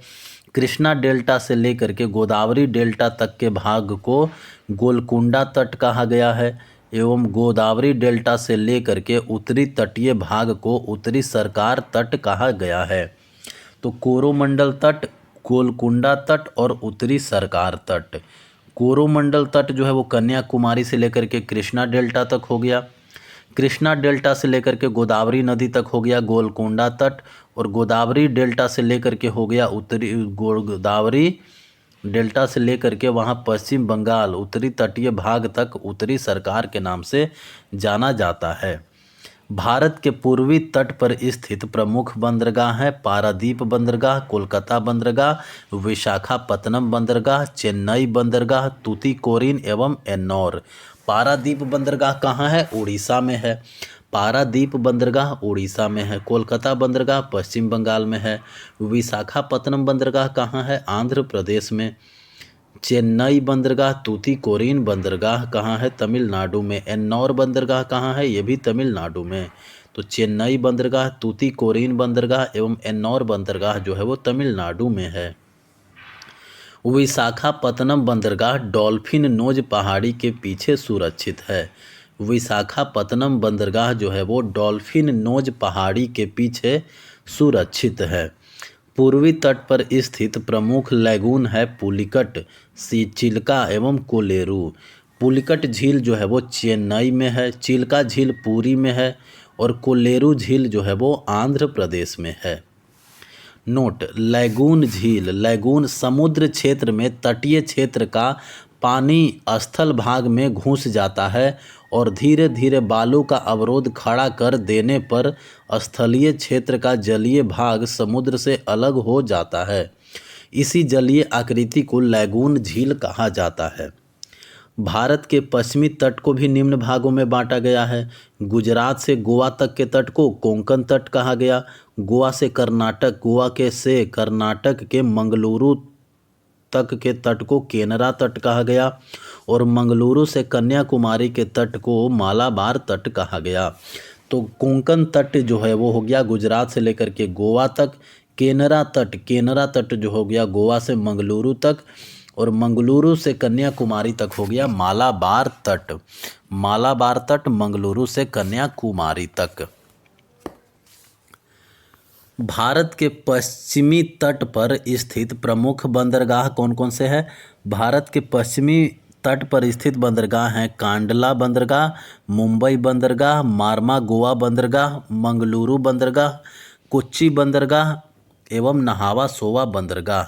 कांडला बंदरगाह किस राज्य में है? कांडला बंदरगाह है उत्तर गुजरात में। कांडला बंदरगाह जो है वो गुजरात में है। मुंबई बंदरगाह महाराष्ट्र में है। मारमा गोवा बंदरगाह जो है वो गोवा में स्थित है। मंगलुरु बंदरगाह जो है वो कर्नाटक में स्थित है। मंगलुरु बंदरगाह कर्नाटक में। कोच्चि बंदरगाह जो है वो केरल में स्थित है। एवं नहावा सोवा बंदरगाह महाराष्ट्र में स्थित है। नोट सालसेट द्वीप पर स्थित मुंबई भारत का सबसे बड़ा बंदरगाह नगर है। सालसेट द्वीप पर स्थित है मुंबई जो है वो भारत का सबसे बड़ा बंदरगाह नगर है। मालाबार तट पर अनेक पश्च जल हैं जिसे स्थानीय भाषा में कयाल कहते हैं। कयाल मछली पकड़ने और अंतःस्थलीय नौकायान के लिए प्रयोग किया जाता है और पर्यटकों के लिए विशेष आकर्षण का केंद्र होता है। केरल में हर वर्ष प्रसिद्ध नेहरू ट्रॉफी वलाम कालीन जो कि नौका दौड़ के नाम से जाना जाता है, नौका दौड़ का आयोजन पुन्नामदा कयाल में किया जाता है। केरल में हर वर्ष जो नौका दौड़ किया जाता है वो पुन्नामदा कयाल में ही किया जाता है। भारत में 2 द्वीप समूह हैं। पहला अंडमान निकोबार द्वीप समूह और दूसरा है लक्षद्वीप समूह। अंडमान निकोबार द्वीप समूह को मरकत द्वीप भी कहा जाता है और दूसरा तो लक्षद्वीप समूह हो ही गया। अंडमान निकोबार द्वीप समूह बंगाल की खाड़ी में स्थित है जो क्षेत्रफल की दृष्टि से सबसे बड़ा केंद्र शासित प्रदेश है। अंडमान निकोबार द्वीप समूह जो है वो क्षेत्रफल की दृष्टि से सबसे बड़ा केंद्र शासित प्रदेश है। सबसे बड़ा केंद्र शासित प्रदेश अंडमान एवं निकोबार।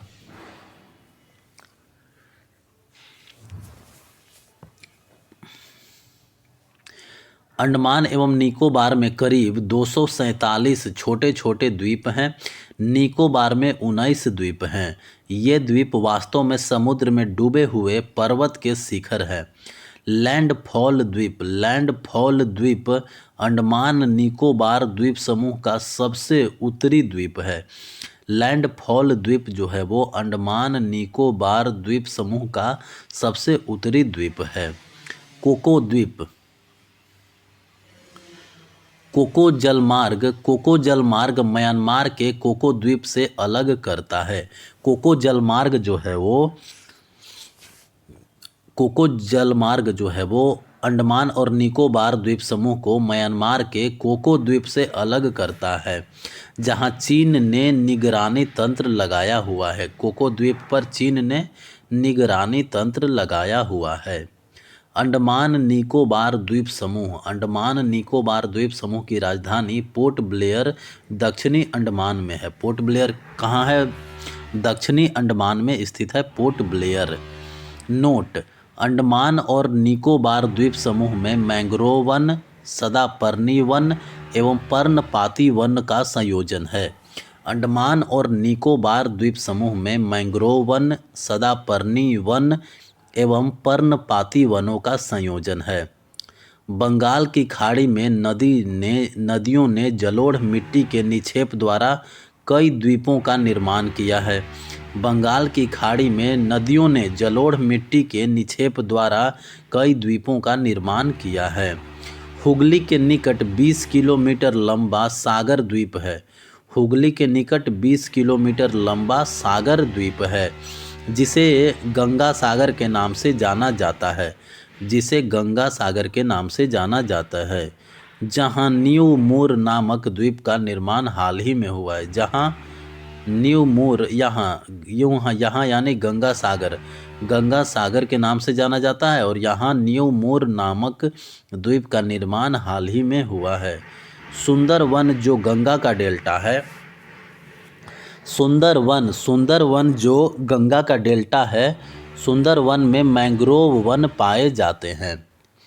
विश्व का सबसे बड़ा ज्ञात नदी द्वीप माजुली नदी द्वीप है जो कि असम में स्थित है जिसे ब्रह्मपुत्र नदी की दोनों शाखाएं मिलकर बनाती है। अंडमान निकोबार द्वीप समूह की सबसे ऊंची पर्वत चोटी सैडल पीक है। अंडमान निकोबार द्वीप समूह की सबसे ऊंची पर्वत चोटी सैडल पीक है, जो कि 738 मीटर ऊंचा है। उत्तरी अंडमान में स्थित है सैडल पीक। सैडल पीक जो है वो उत्तरी अंडमान में स्थित है। अंडमान की राजधानी पोर्ट ब्लेयर जो है वो दक्षिणी अंडमान में स्थित है। अंडमान निकोबार द्वीप समूह के कुछ पर्वत शिखर जैसे सैडल पीक जो है वो उत्तरी अंडमान में है। माउंट थुलियर ग्रेट निकोबार में है। माउंट डियोवाली जो है वो मध्य अंडमान में स्थित है। माउंट कोयोबो जो है वो दक्षिणी अंडमान में स्थित है। माउंट हैरियट जो है वो दक्षिणी अंडमान में स्थित है। केंद्र शासित प्रदेश का सबसे बड़ा पतन बंदरगाह पोर्ट ब्लेयर दक्षिणी अंडमान में स्थित है। पोर्ट ब्लेयर बंदरगाह जो है वो दक्षिण अंडमान में स्थित है। नेल्लौर के निकट श्रीहरिकोटा प्रवाल निर्मित द्वीप है। पुलिकट झील इसी द्वीप पर समुद्र से विलग है। पुलिकट झील जो है वो श्रीहरिकोटा प्रवाल द्वीप पर ही स्थित है। यहाँ भारतीय अंतरिक्ष अनुसंधान श्रीहरिकोटा में भारतीय अंतरिक्ष अनुसंधान संगठन का उपग्रह प्रक्षेपण केंद्र है। कुछ प्रमुख जल अंतराल जैसे 8 डिग्री चैनल जो है वो मालदीव एवं मिनी काय को अलग करती है।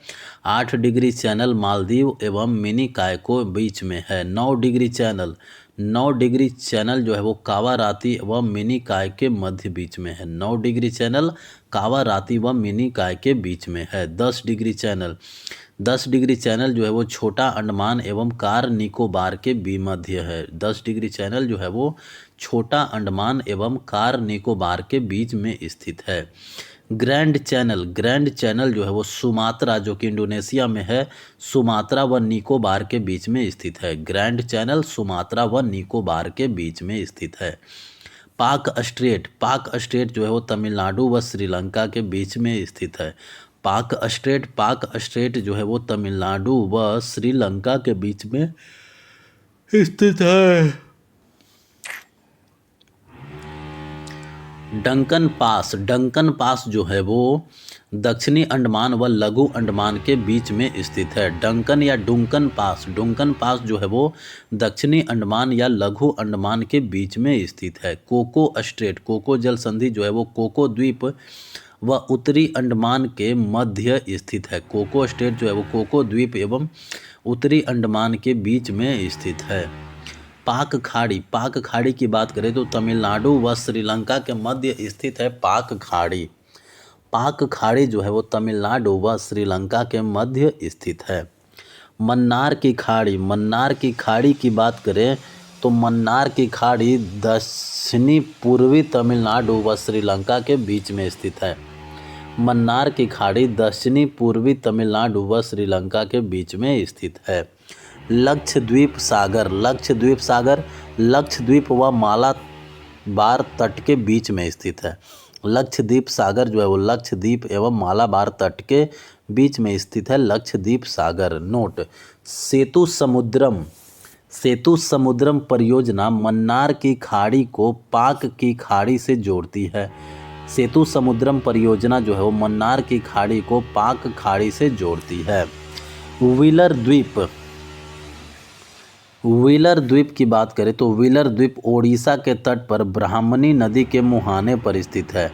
व्हीलर द्वीप ओडिशा के तट पर ब्राह्मणी नदी के मुहाने पर स्थित है। यहाँ भारत अपने मिसाइल का परीक्षण करता है। व्हीलर द्वीप पर भारत अपने मिसाइल का परीक्षण करता है। वर्तमान में व्हीलर द्वीप का नाम अब्दुल कलाम द्वीप रखा गया है। अब्दुल कलाम द्वीप वर्तमान में व्हीलर द्वीप का नाम जो है वो रखा गया है अब्दुल कलाम द्वीप।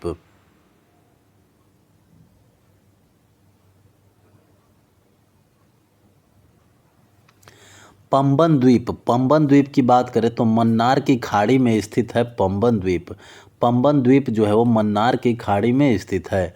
पंबन द्वीप भारत एवं श्रीलंका के बीच है, जो एडम्स ब्रिज राम सेतु का भाग है। पंबन द्वीप रामेश्वरम द्वीप के नाम से भी जाना जाता है। पंबन द्वीप को रामेश्वरम के नाम से भी जाना जाता है। भारत में बैरम तथा नारकोंडम नामक दो प्रसिद्ध ज्वालामुखी है। बैरन द्वीप जो है वो निकोबार द्वीप समूह में स्थित है। बैरन द्वीप एक सक्रिय ज्वालामुखी है, जबकि नारकोंडम जो है वो सुषुप्त ज्वालामुखी है, यानी बुझा हुआ ज्वालामुखी है नारकोंडम। और बैरन द्वीप जो है वो सक्रिय ज्वालामुखी है, जो कि निकोबार द्वीप समूह में स्थित है। लक्षद्वीप द्वीप समूह अरब सागर में स्थित है। लक्षद्वीप में कुल 36 द्वीप है, इसमें से केवल 11 द्वीप पर ही आबादी है। लक्षद्वीप के केवल 11 द्वीप पर ही आबादी है।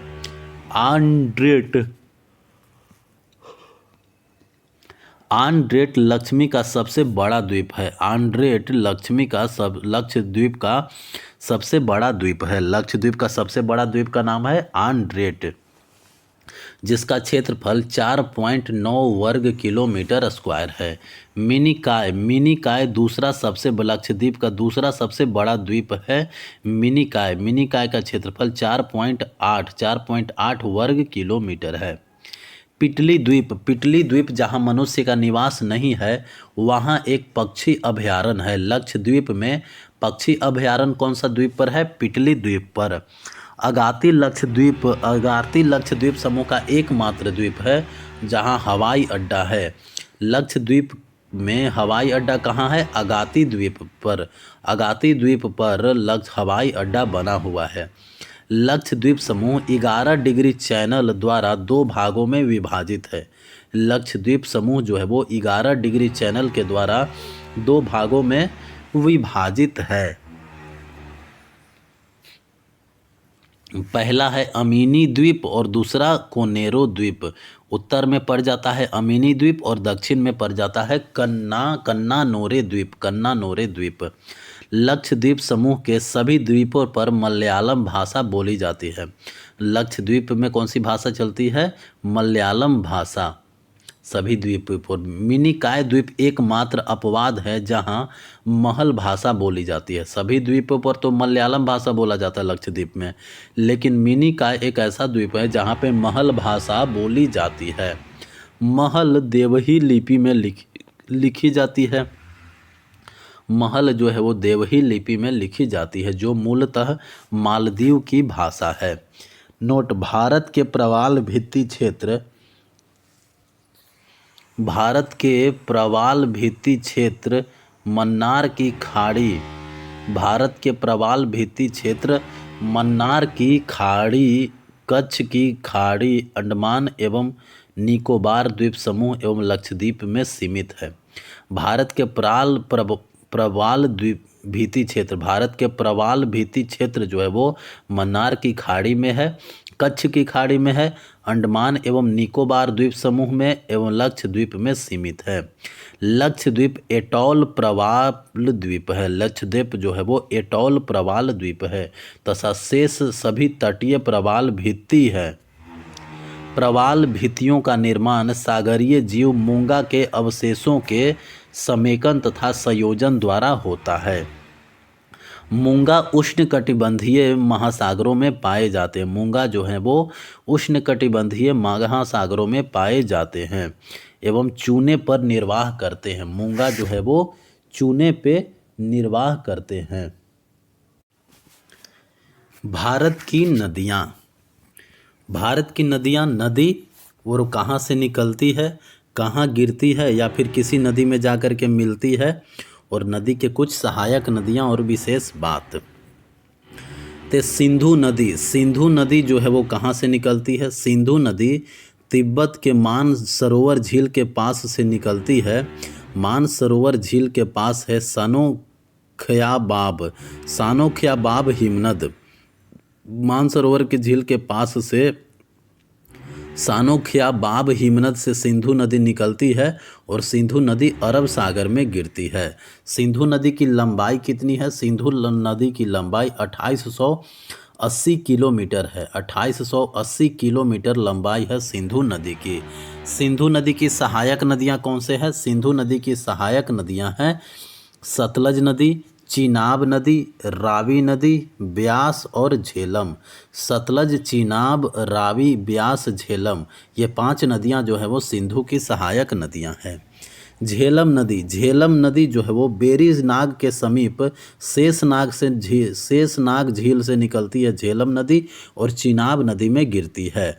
झेलम नदी शेषनाग झील से निकलती है और चीनाब नदी में गिरती है।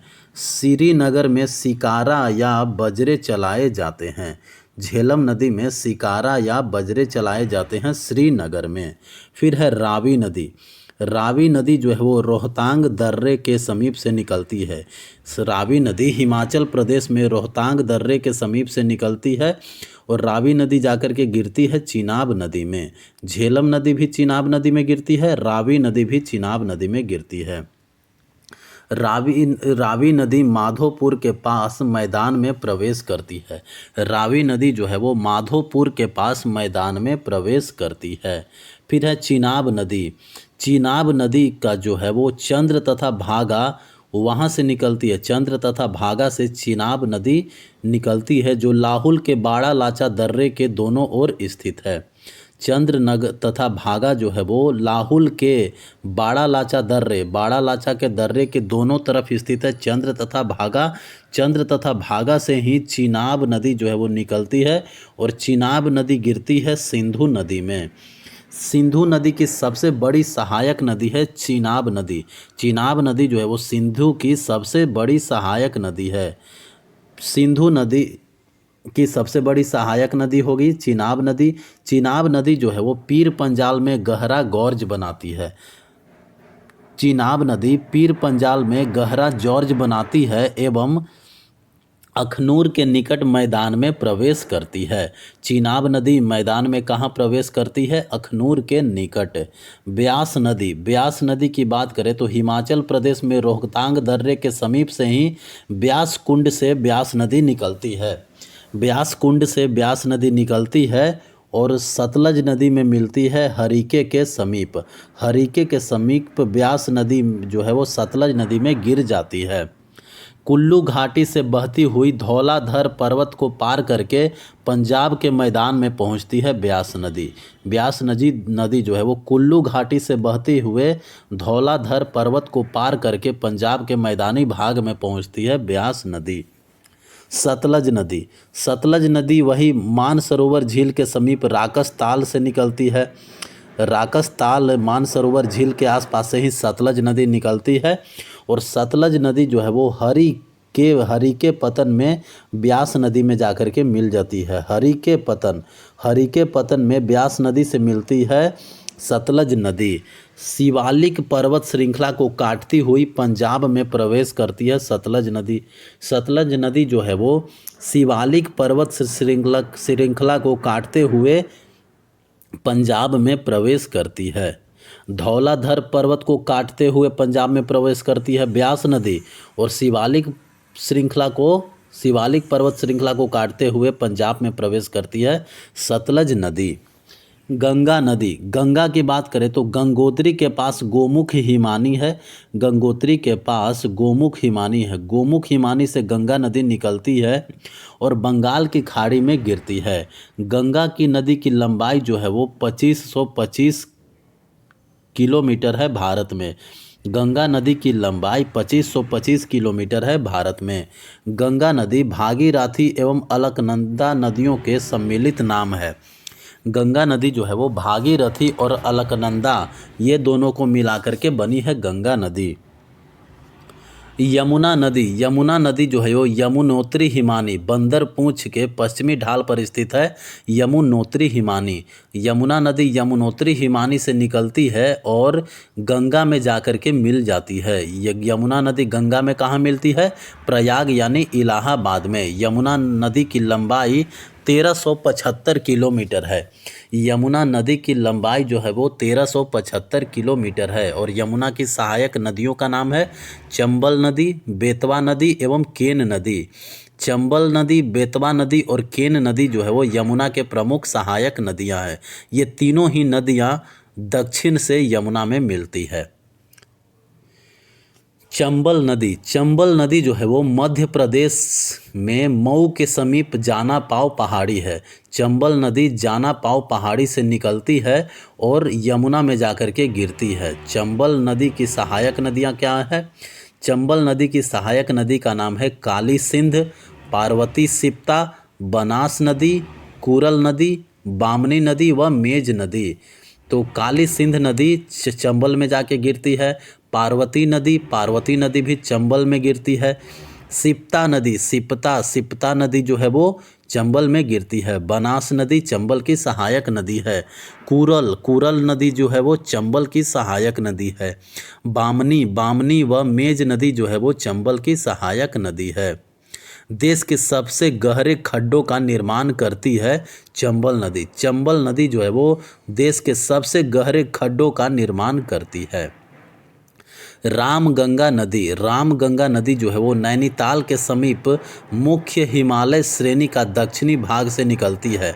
मुख्य हिमालय श्रेणी जो है उसके दक्षिणी भाग से रामगंगा नदी निकलती है और कन्नौज के निकट गंगा में मिल जाती है। रामगंगा जो है वो गंगा में कहाँ मिलती है? रामगंगा नदी गंगा में मिलती है कन्नौज में। खोन नदी जो है वो रामगंगा की प्रमुख सहायक नदी है। खोन नदी, रामगंगा की सहायक नदी का नाम है खोन नदी। शारदा नदी जिसे काली गंगा के नाम से भी जाना जाता है।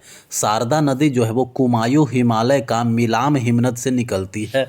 शारदा या फिर काली नदी जो है वो मिलाम हिमनद से निकलती है और घाघरा नदी में गिरती है। शारदा नदी जो है वो घाघरा नदी में कहाँ गिरती है?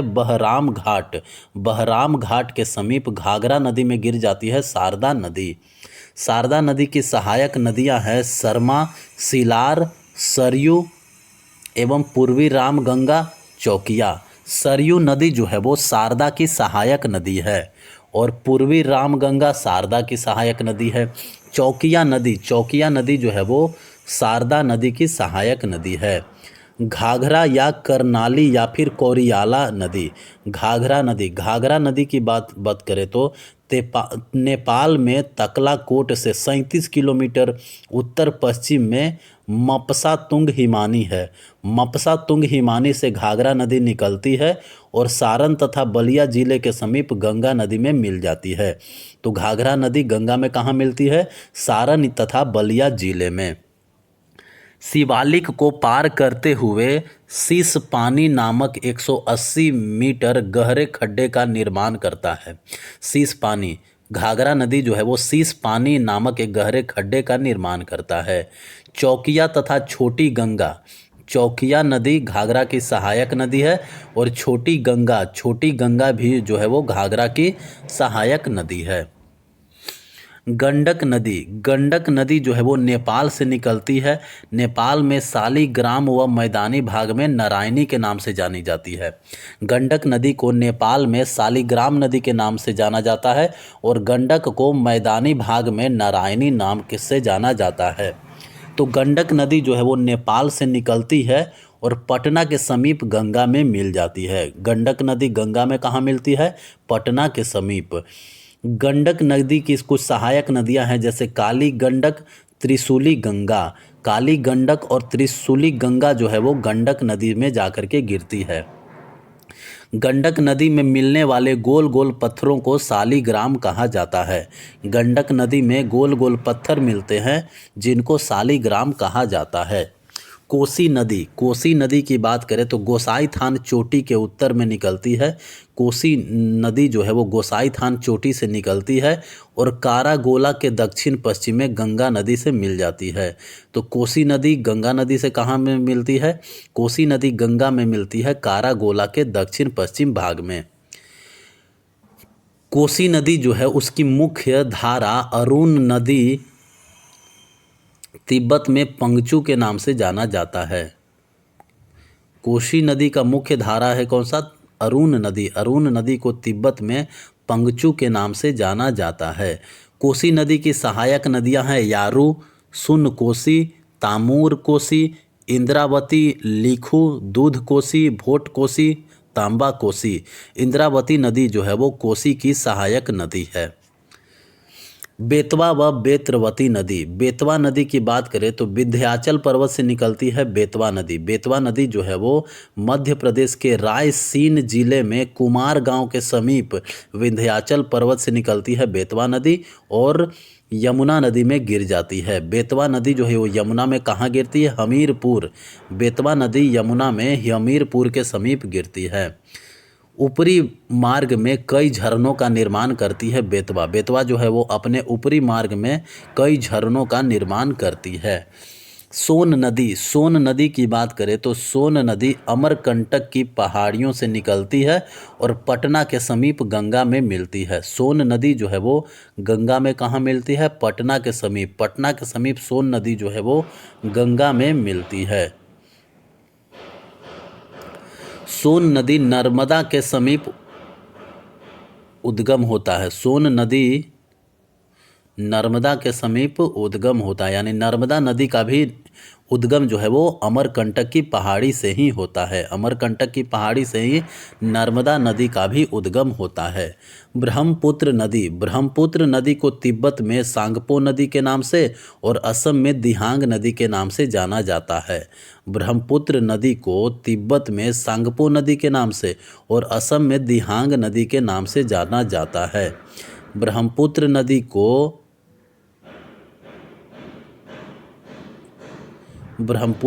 को तो असम में ब्रह्मपुत्र नदी के नाम से जाना जाता है।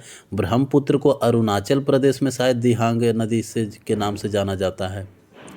ब्रह्मपुत्र नदी को बांग्लादेश में किस नाम के से जाना जाता है? मेघना। मेघना नहीं,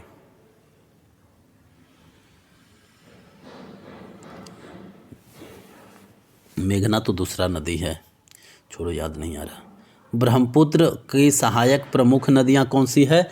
ब्रह्मपुत्र की प्रमुख सहायक नदियां हैं दिबांग नदी, लोहित नदी, कामेंग नदी, सुबनसिरी नदी, मानस नदी, पुथीमारी नदी, धनसिटी नदी, पगलडिया तीस्ता नदी, पगलडिया एवं तीस्ता नदी।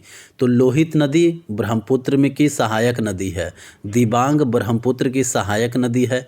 सुबनसिरी जो है वो ब्रह्मपुत्र की सहायक नदी है।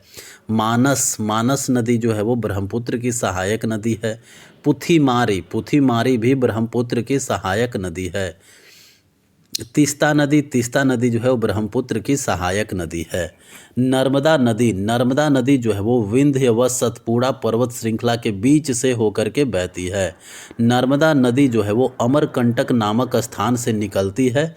विंध्याचल पर्वत श्रेणी में स्थित है अमरकंटक पहाड़ियों से निकलती है नर्मदा नदी और खंबात की खाड़ी में गिरती है। नर्मदा नदी की लंबाई 1312 किलोमीटर है। जबलपुर में भेड़ा घाट के समीप कपिल धारा यानी धुआंधार जलप्रपात का निर्माण करती है नर्मदा नदी। डेल्टा के बजाय नर्मदा नदी जो है वो एस्चुअरी बनाती है। नर्मदा नदी एस्चुअरी बनाती है और नर्मदा नदी विभ्रंश घाटी यानी रिफ्ट वैली से होकर के बहती है। नर्मदा नदी भ्रंश घाटी से होकर के बहती है। ताप्ती नदी जो है वो बैतूल जिले मध्य प्रदेश के बैतूल जिले से ताप्ती नदी निकलती है और सूरत के निकट खंभात की खाड़ी में गिर जाती है। ताप्ती नदी जो है वो बैतूल जिले मध्य प्रदेश से निकलती है और खंभात की खाड़ी में सूरत के निकट गिरती है। ताप्ती नदी भी जो है वो डेल्टा के बजाय एस्चुअरी बनाती है। ताप्ती नदी और नर्मदा नदी दोनों जो है वो खंभात की खाड़ी में गिरती है। ताप्ती नदी और नर्मदा नदी दोनों जो है वो एस्चुअरी बनाती है। पूर्णा नदी जो है वो ताप्ती की सहायक नदी है। पूर्णा नदी ताप्ती की सहायक नदी है। महानदी जो है वो छत्तीसगढ़ के रायपुर जिले के सिहावा के समीप से निकलती है। महानदी सिहावा से निकल करके बंगाल की खाड़ी में गिरती है। महानदी बंगाल की खाड़ी में गिरती है कटक के समीप।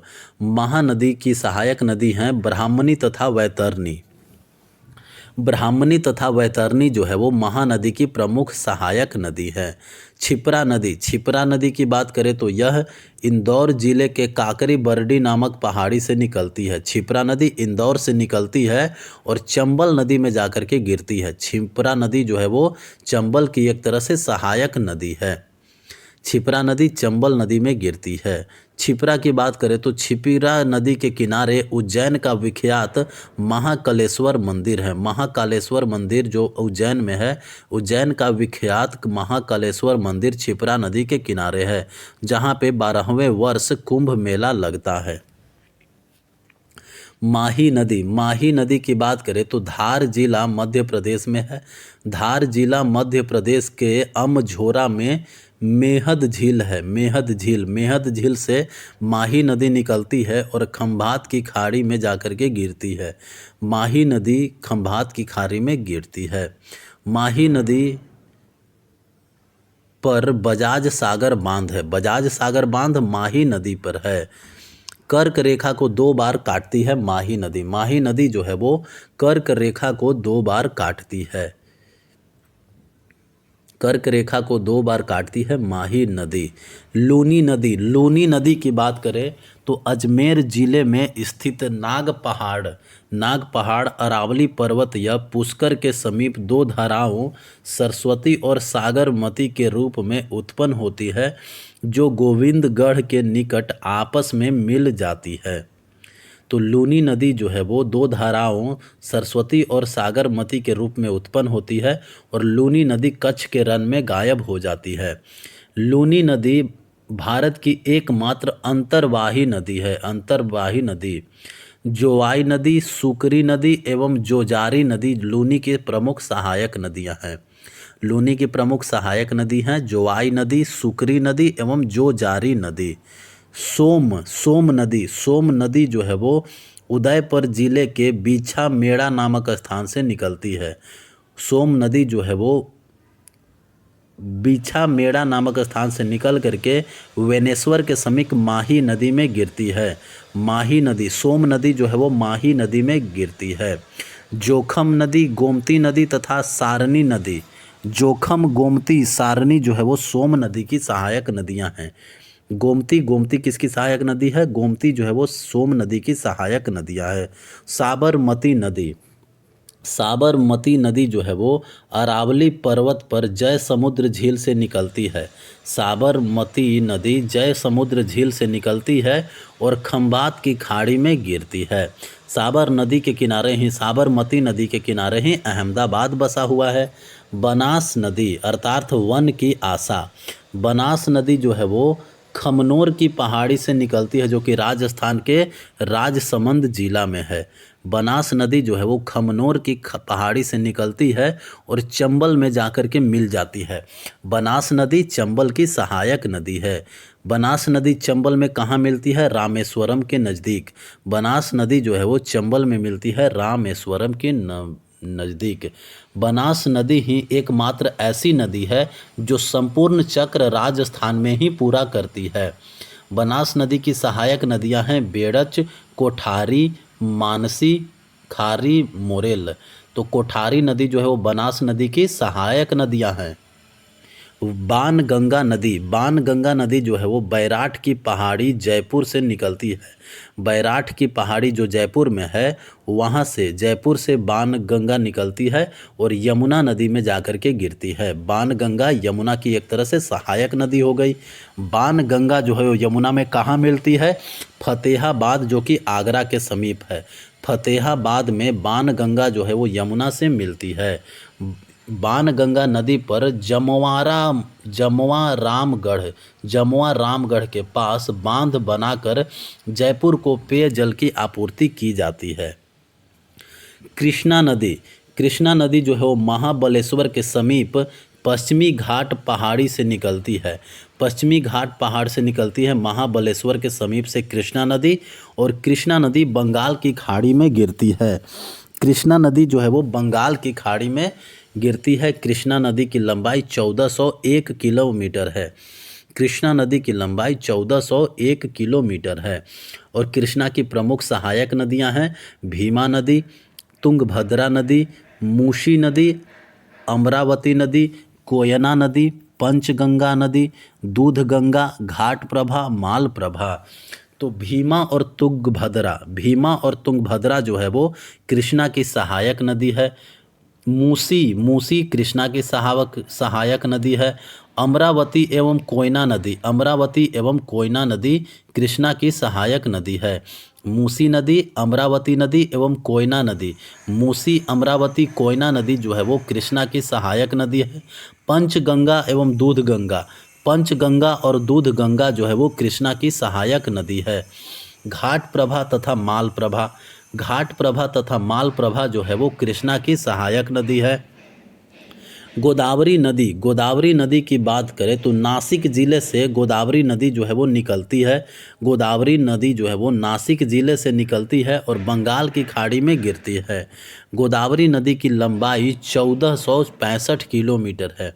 गोदावरी नदी की लंबाई 1465 किलोमीटर है।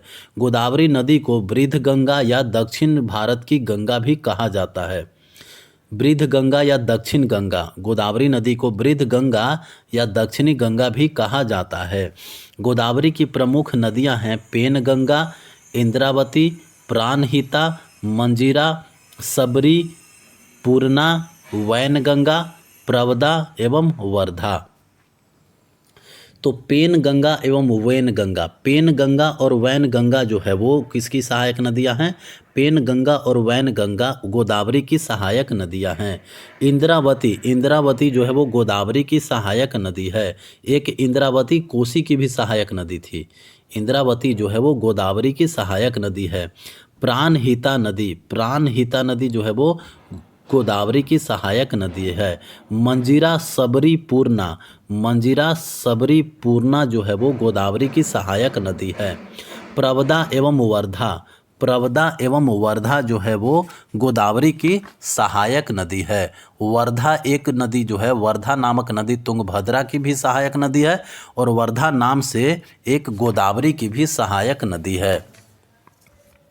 अब बात करते हैं कावेरी नदी की बात करें तो कावेरी नदी जो है वो ब्रह्मगिरी पहाड़ी से निकलती है। कर्नाटक के कुर्ग जिले में स्थित ब्रह्मगिरी पहाड़ी से निकलती है कावेरी नदी और बंगाल की खाड़ी में गिरती है। कावेरी नदी ब्रह्मगिरी पहाड़ी से निकलती है और बंगाल की खाड़ी में गिरती है। कावेरी नदी को दक्षिण भारत की गंगा के रूप में जाना जाता है क्योंकि इसकी लंबाई तो ज़्यादा नहीं है। कावेरी नदी को दक्षिण भारत की गंगा कहा जाता है क्योंकि इसमें सालों भर पानी रहता है। कावेरी नदी शिवसमुद्रम जलप्रपात तथा श्रीरंगपट्टनम एवं शिवसमुद्रम द्वीपों की उपस्थिति इसका महत्व बढ़ा देता है। शिवसमुद्रम जलप्रपात जो है वो कावेरी नदी पर स्थित है। शिवसमुद्रम जलप्रपात कावेरी नदी पर स्थित है। श्रीरंगपट्टनम कावेरी नदी के किनारे स्थित है और शिवसमुद्रम द्वीपों की उपस्थिति है कावेरी नदी में। कावेरी की सहायक नदियां हैं हेमावती, सिमसा एवं अर्कावती। हेमावती, सिमसा और अर्कावती जो है वो कावेरी की सहायक नदियां हैं। काबिनी, भवानी, नोयल एवं अमरावती। काबिनी नदी जो है वो कावेरी की सहायक है। भवानी कावेरी की सहायक। नोयल एवं अमरावती जो है वो अमरावती नदी कावेरी की सहायक नदी है। फिर है तुंगभद्रा नदी की बात करें तो कर्नाटक में पश्चिमी घाट पहाड़ की गंगा मूल चोटी से तुंगा तथा समीप में ही काडूर से भद्रा नदी का उद्गम होता है। तुंगा नदी और भद्रा नदी मिल करके ही तुंगभद्रा नदी बनता है।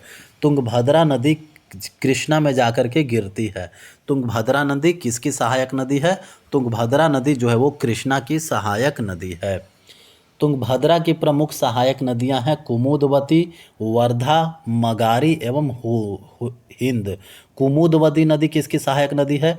कुमुदवती जो है वो तुंगभद्रा की सहायक नदी है।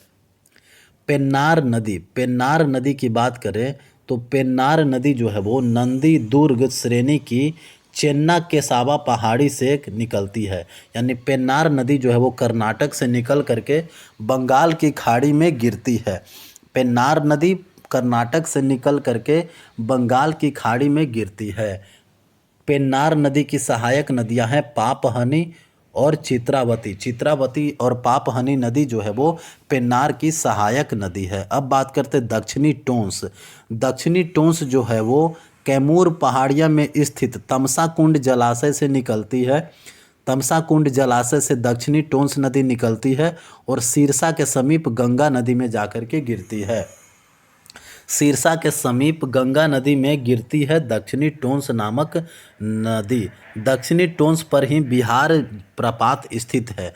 बिहार प्रपात जो है वो दक्षिणी टोंस नदी पर स्थित है। पेरियार नदी, पेरियार नदी जो है वो पेरियार झील से निकलती है। पेरियार नदी पेरियार झील से निकलती है। पेरियार नदी केरल में ही प्रवाहित होती है। पेरियार नदी जो है वो केरल में ही प्रवाहित होती है। उमियम नदी मेघालय के उमियम झील से उमियम नदी निकलती है। मेघालय के उमियम झील से उमियम नदी निकलती है। उमियम एक छोटी सी नदी है। हुगली नदी, हुगली नदी यह गंगा की एक शाखा है।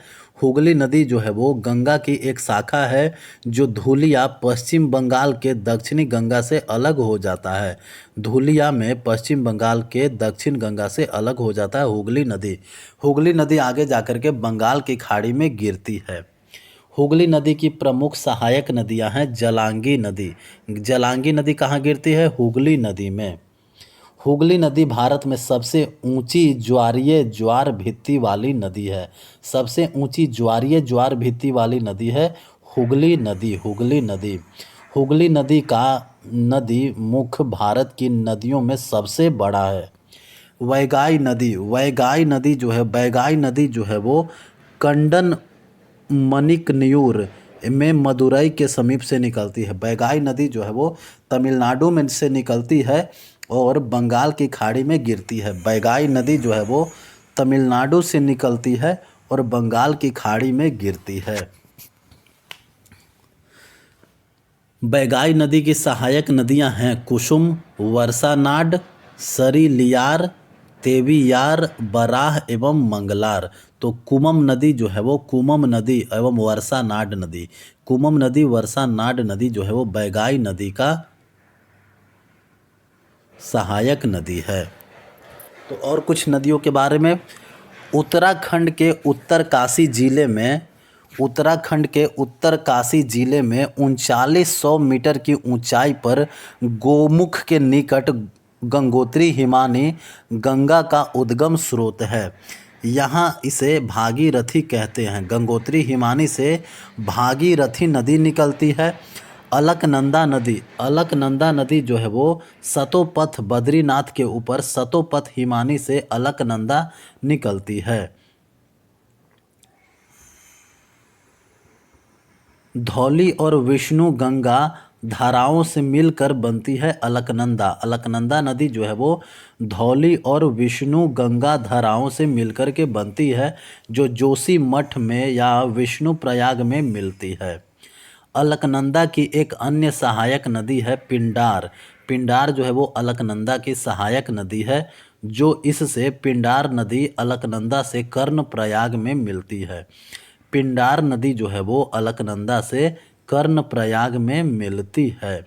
अलकनंदा में माहसीर नामक की मछली होती है। अलकनंदा नदी में कौन सी मछली पाई जाती है? माहसीर नामक मछली। इसका निवास नदी के निचले हिस्से में होता है किंतु अंडा देने के लिए यह ऊपर आ जाता है। अलकनंदा एवं मंदाकिनी, अलकनंदा एवं मंदाकिनी रुद्रप्रयाग में, अलकनंदा एवं मंदाकिनी या फिर काली गंगा, अलकनंदा एवं मंदाकिनी जो है वो रुद्रप्रयाग में मिलती है। तो अलकनंदा से कौन कौन नदियाँ? धौली और विष्णु, धौली और विष्णु, धौली गंगा और विष्णु गंगा जो है वो मिलती है विष्णु प्रयाग में। अलकनंदा से पिंडार नदी मिलती है कर्णप्रयाग में। अलकनंदा से मंदाकिनी मिलती है कहाँ? रुद्रप्रयाग में। और अलकनंदा से भागीरथी नदी मिलती है देवप्रयाग में। अलकनंदा और भागीरथी, अलकनंदा और भागीरथी मिल करके ही गंगा नदी का निर्माण करती है। गंगा नदी का नाम गंगा देवप्रयाग के बाद पड़ता है, जहां अलकनंदा एवं भागीरथी आपस में मिलती है। गंगा हरिद्वार के निकट मैदानी भाग में प्रवेश करती है। गंगा मैदानी भाग में प्रवेश करती है, हरिद्वार के निकट। यहाँ से पहले दक्षिण की ओर, फिर दक्षिण पूर्व की ओर, फिर पूर्व की ओर बहती है। गंगा नदी को बांग्लादेश में पद्मा के नाम से जाना जाता है और ब्रह्मपुत्र नदी को बांग्लादेश में जमुना के नाम से जाना जाता है। गंगा नदी को बांग्लादेश में पद्मा के नाम से जाना जाता है और ब्रह्मपुत्र नदी को बांग्लादेश में जमुना के नाम से जाना जाता है। और पाबना के पूर्व में गोलुंडा घाट के समीप पद्मा से मिलती है। पद्मा से मिल जाती है कौन?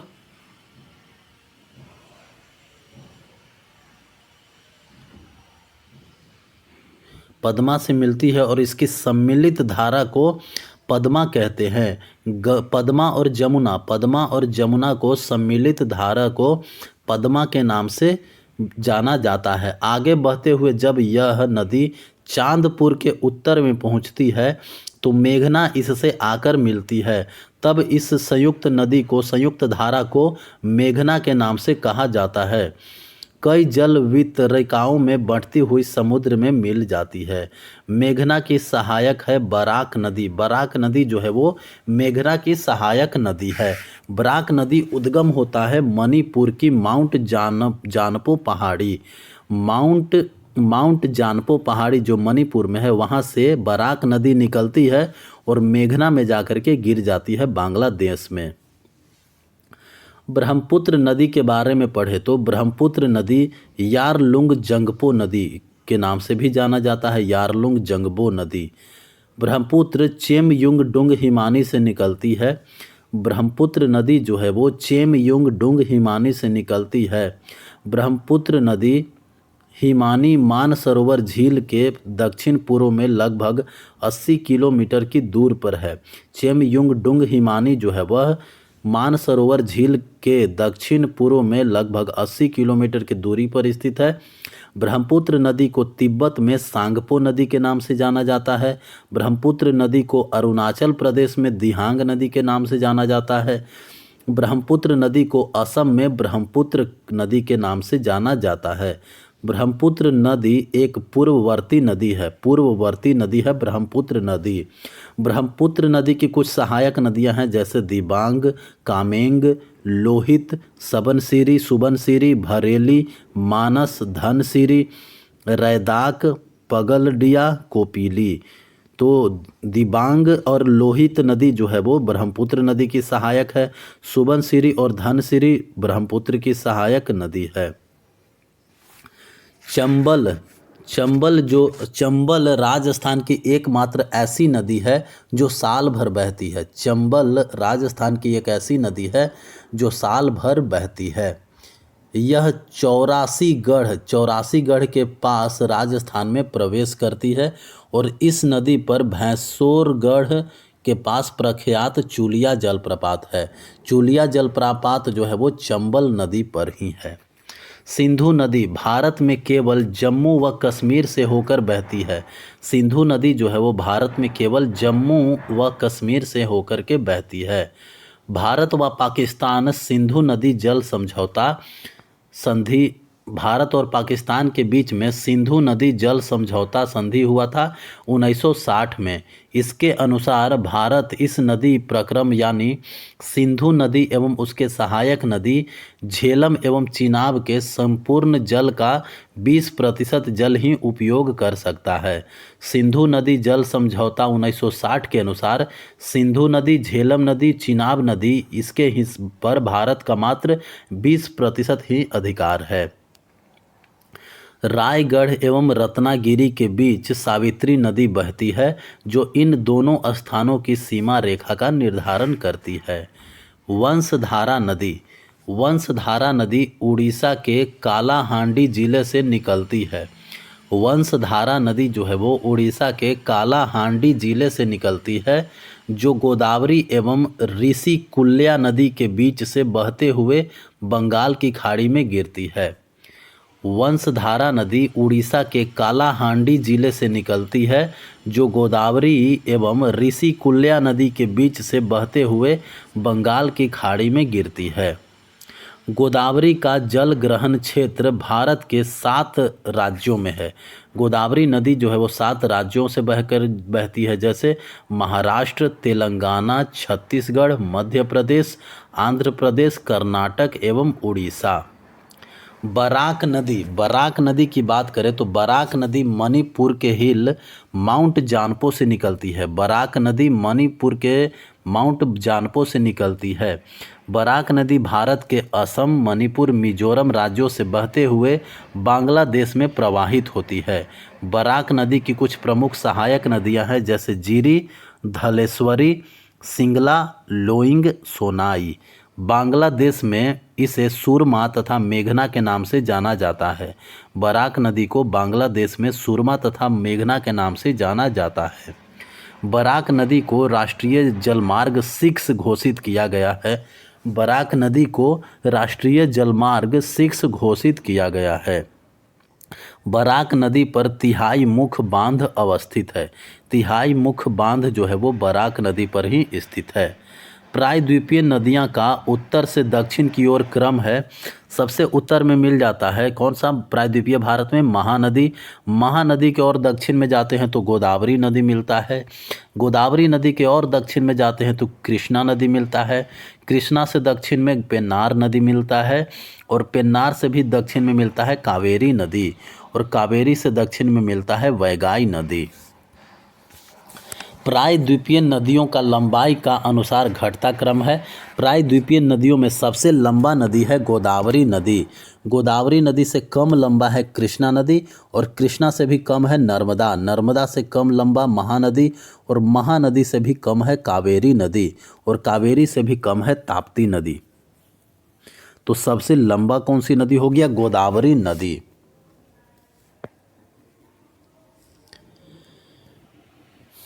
16 सितंबर 2015 को आंध्र प्रदेश सरकार द्वारा लिए गए महत्वपूर्ण निर्णय के अंतर्गत दक्षिण भारत की 2 बड़ी नदियां गोदावरी एवं कृष्णा को जोड़ने का कार्य किया गया। इसके अंतर्गत परीक्षण के तौर पर आंध्र प्रदेश के गोदावरी जिले इब्राहीमपट्टनम नामक स्थान से पहली बार गोदावरी नदी के 600 क्यूसेक पानी को पोलावरम नहर द्वारा विजयवाड़ा जिले में कृष्णा नदी तक पहुंचाया गया। यह पोलावरम विजयवाड़ा लिंक परियोजना आंध्र प्रदेश के कृष्णा व गुंटूर जिलों में पानी की कमी का सामना कर रहे किसानों के लिए लाभकारी मानी जा रही है। गोवा में 2 महत्वपूर्ण नदी बहती है, मांडवी नदी एवं जुआरी नदी। मांडवी नदी एवं जुआरी नदी जो है वो गोवा में बहती है। तो ये थी भारत की नदियाँ। अब बात करते हैं भारत की कुछ प्रमुख झीलों के बारे में। भारत की कुछ प्रमुख झीलें, जैसे भारत की सबसे बड़ी तटीय झील जो है वो है चिल्का झील। भारत की सबसे बड़ी तटीय झील है चिल्का झील। चिल्का झील कहाँ स्थित है? उड़ीसा। चिल्का झील जो है वो उड़ीसा का है। चिल्का झील खारे पानी का एक लैगून झील है। भारत का सबसे बड़ी तटीय झील जो है वो चिल्का झील है, जो कि खारे पानी का लैगून झील है। चिल्का झील में नौसेना का प्रशिक्षण केंद्र भी है। वर्षा ऋतु में चिल्का झील का दाया और भार्गवी नदी से जल प्राप्त होता है। चिल्का झील को वर्षा ऋतु में दाया और भार्गवी नदी से जल प्राप्त होता है। चिल्का झील की लंबाई 65 किलोमीटर और चौड़ाई 8 से 20 किलोमीटर और गहराई 2 मीटर है। 2 मीटर। भारत में सबसे अधिक खारे पानी का झील है सांभर झील। भारत में सबसे अधिक खारे पानी का झील है सांभर झील। सांभर झील कहाँ है? राजस्थान में। राजस्थान में है सांभर झील। भारत में सबसे मीठे पानी का झील कौन सा है? भारत में सबसे मीठे पानी का झील है वुल्लर झील। वुल्लर झील कहाँ है? जम्मू कश्मीर में। वुल्लर झील पर ही तुलबुल परियोजना स्थित है। तुलबुल परियोजना स्थित है वुल्लर झील में। भारत की सबसे बड़ी कृत्रिम झील कौन सी है? भारत की सबसे बड़ी कृत्रिम झील गोविंद वल्लभ पंत सागर झील है।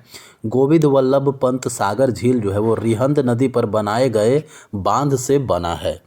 पहाड़ियों से घिरे अभिकेंद्री अपवाह वाले विस्तृत समतल गर्त को बॉल्सन कहते हैं। पहाड़ियों से घिरे अभिकेंद्रीय अपवाह वाले विस्तृत समतल गर्त को बॉल्सन कहा जाता है। कुछ झील और वो कहाँ पे हैं ये याद रखना है। जैसे डल झील। डल झील कहाँ है? जम्मू कश्मीर में।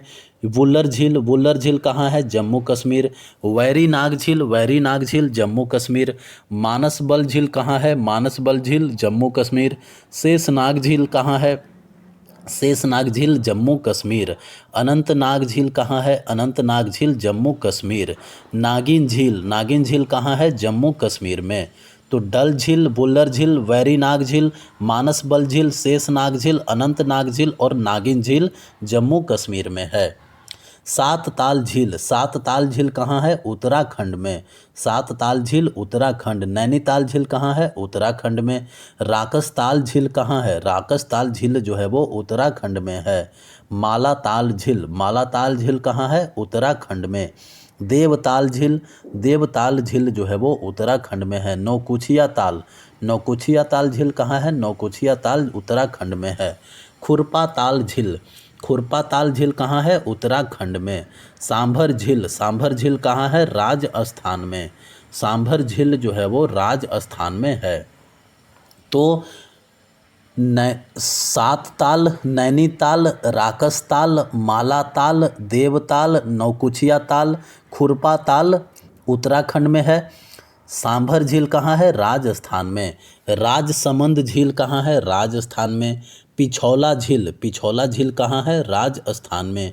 लूनकर नसर झील कहाँ है? राजस्थान में। जयसमंद झील कहाँ है? राजस्थान में। फतेह सागर झील कहाँ है? राजस्थान में। डिडवाना झील जो है वो राजस्थान में है। तो सांभर झील, राजसमंद झील, पिछौला झील, लुकरनर सर झील, जयसमंद झील और फतेह सागर झील, डिडवाना झील राजस्थान में है। लोकटक झील कहाँ है? लोकटक झील है मणिपुर में। पुलिकट झील कहाँ है? तमिलनाडु में व आंध्र प्रदेश में। पुलिकट झील जो है वो तमिलनाडु व आंध्र प्रदेश दोनों जगह फैला हुआ है।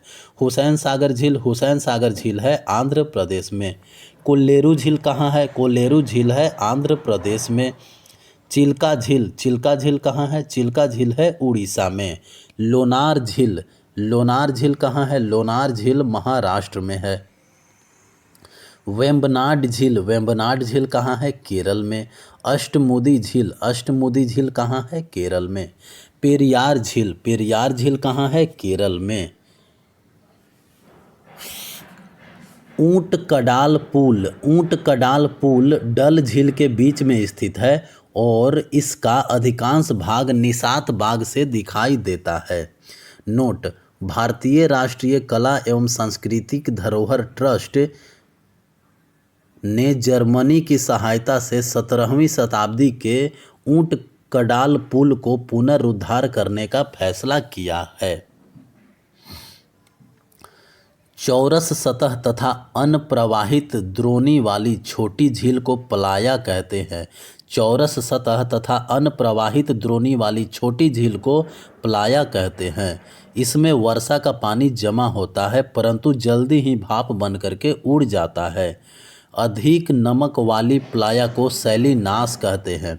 अधिक नमक वाली प्लाया को सैलिनास कहा जाता है। प्लाया को अरब रेगिस्तान में खबारी तथा ममलाह तथा सहारा में सिट कहते हैं। प्लाया को अरब रेगिस्तान में खबारी तथा ममलाह तथा सहारा में सिट कहते हैं। सांभर व डिडवाना थार मरुस्थल के पूर्वी सिरे पर खारे पानी की झील है। सांभर व डिडवाना जो है वो थार मरुस्थल के पूर्वी सिरे पर खारे पानी की झील है। सांभर झील बॉल्सन का, डिडवाना झील पलाया का उदाहरण है।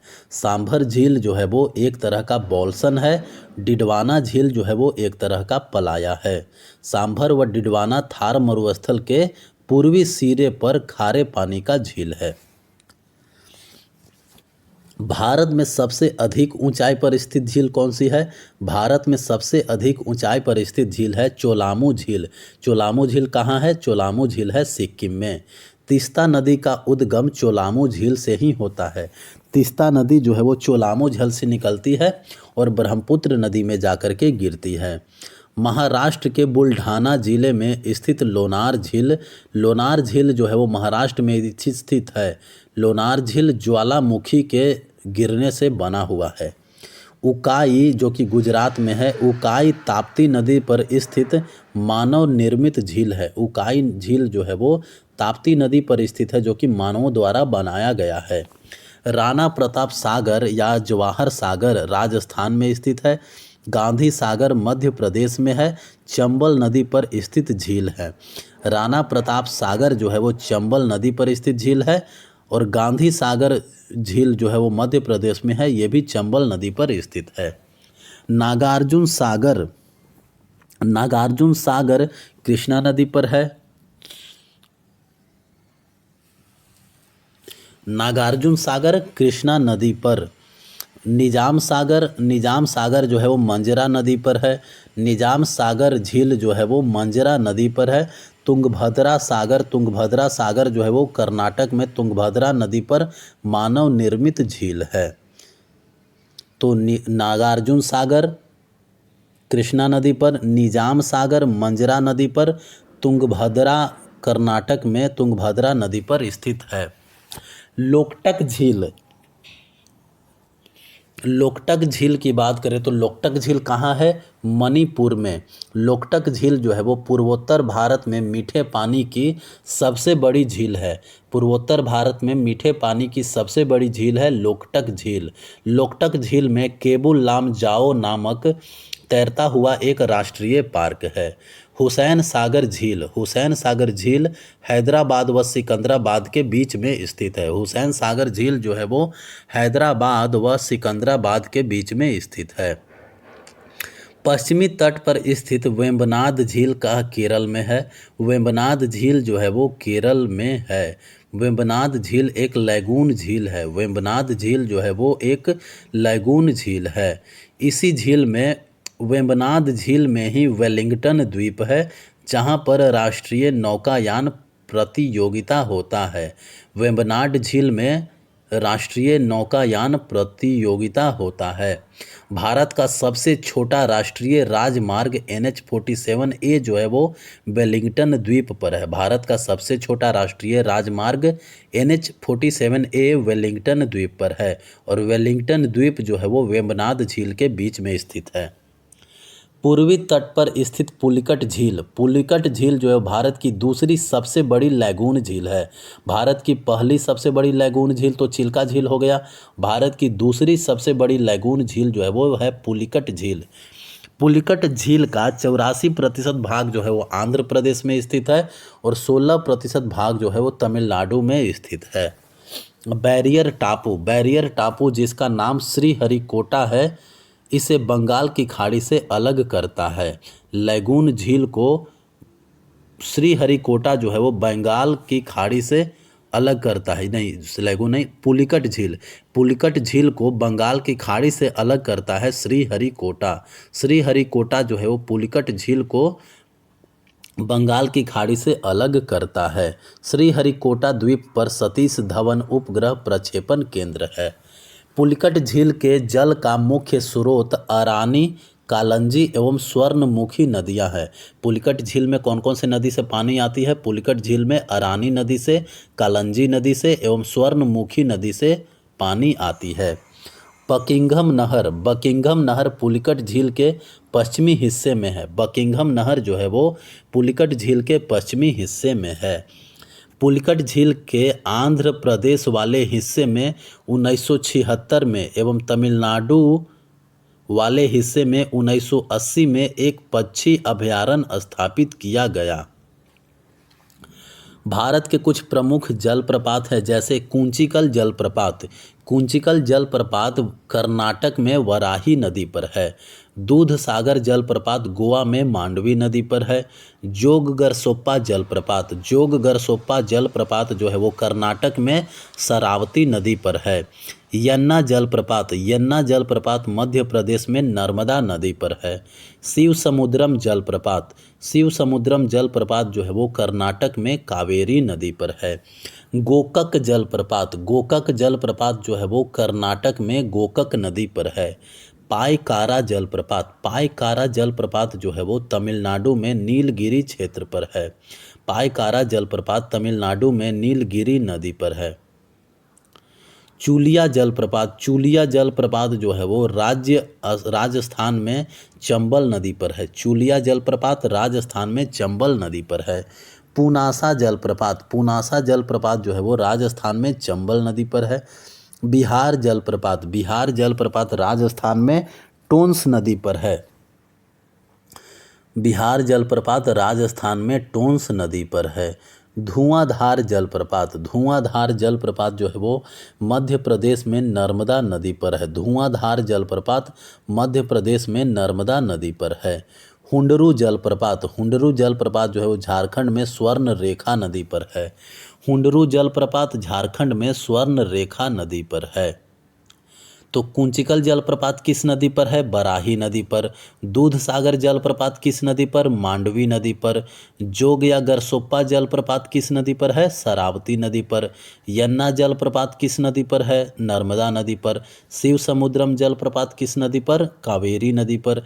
गोकक जलप्रपात, गोकक जलप्रपात किस नदी पर? गोकक नदी पर। पायकारा जलप्रपात किस नदी पर? पायकारा जलप्रपात जो है वो नीलगिरी पहाड़ी पर है। चूलिया जलप्रपात किस नदी पर? चूलिया जलप्रपात जो है वो चंबल नदी पर है। पुनासा जलप्रपात किस नदी पर? पुनासा जलप्रपात जो है वो चंबल नदी पर है। बिहार जलप्रपात किस नदी पर है? बिहार जलप्रपात जो है वो टोंस नदी पर है। धुआंधार जलप्रपात किस नदी पर है? धुआंधार जलप्रपात जो है वो नर्मदा नदी पर है। हुंडरू जलप्रपात किस नदी पर है? हुंडरू जलप्रपात जो है वो स्वर्ण रेखा नदी पर है। तो कुंचिकल जलप्रपात जो है हो गया बराही नदी पर कर्नाटक में। दूध सागर जलप्रपात गोवा में मांडवी नदी पर। जोग या गरसप्पा जलप्रपात कर्नाटक में शरावती नदी पर। यन्ना जलप्रपात मध्य प्रदेश में नर्मदा नदी पर। शिव समुद्रम जलप्रपात कर्नाटक में है। गोकक नदी है कर्नाटक में। गोकक जलप्रपात कर्नाटक में।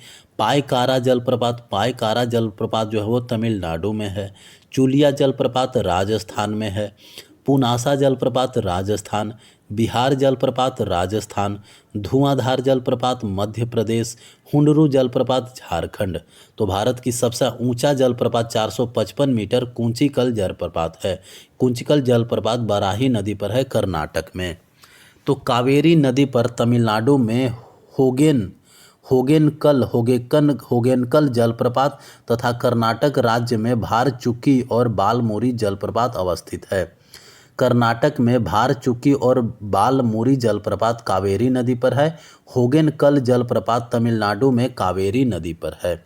नोट: जोग या महात्मा गांधी जलप्रपात भारत में सबसे ऊंचा गैर पंक्तिबद्ध जलप्रपात है। तो ये था भारत का भूगोल का पहला भाग। इससे आगे अगले भाग में देखेंगे।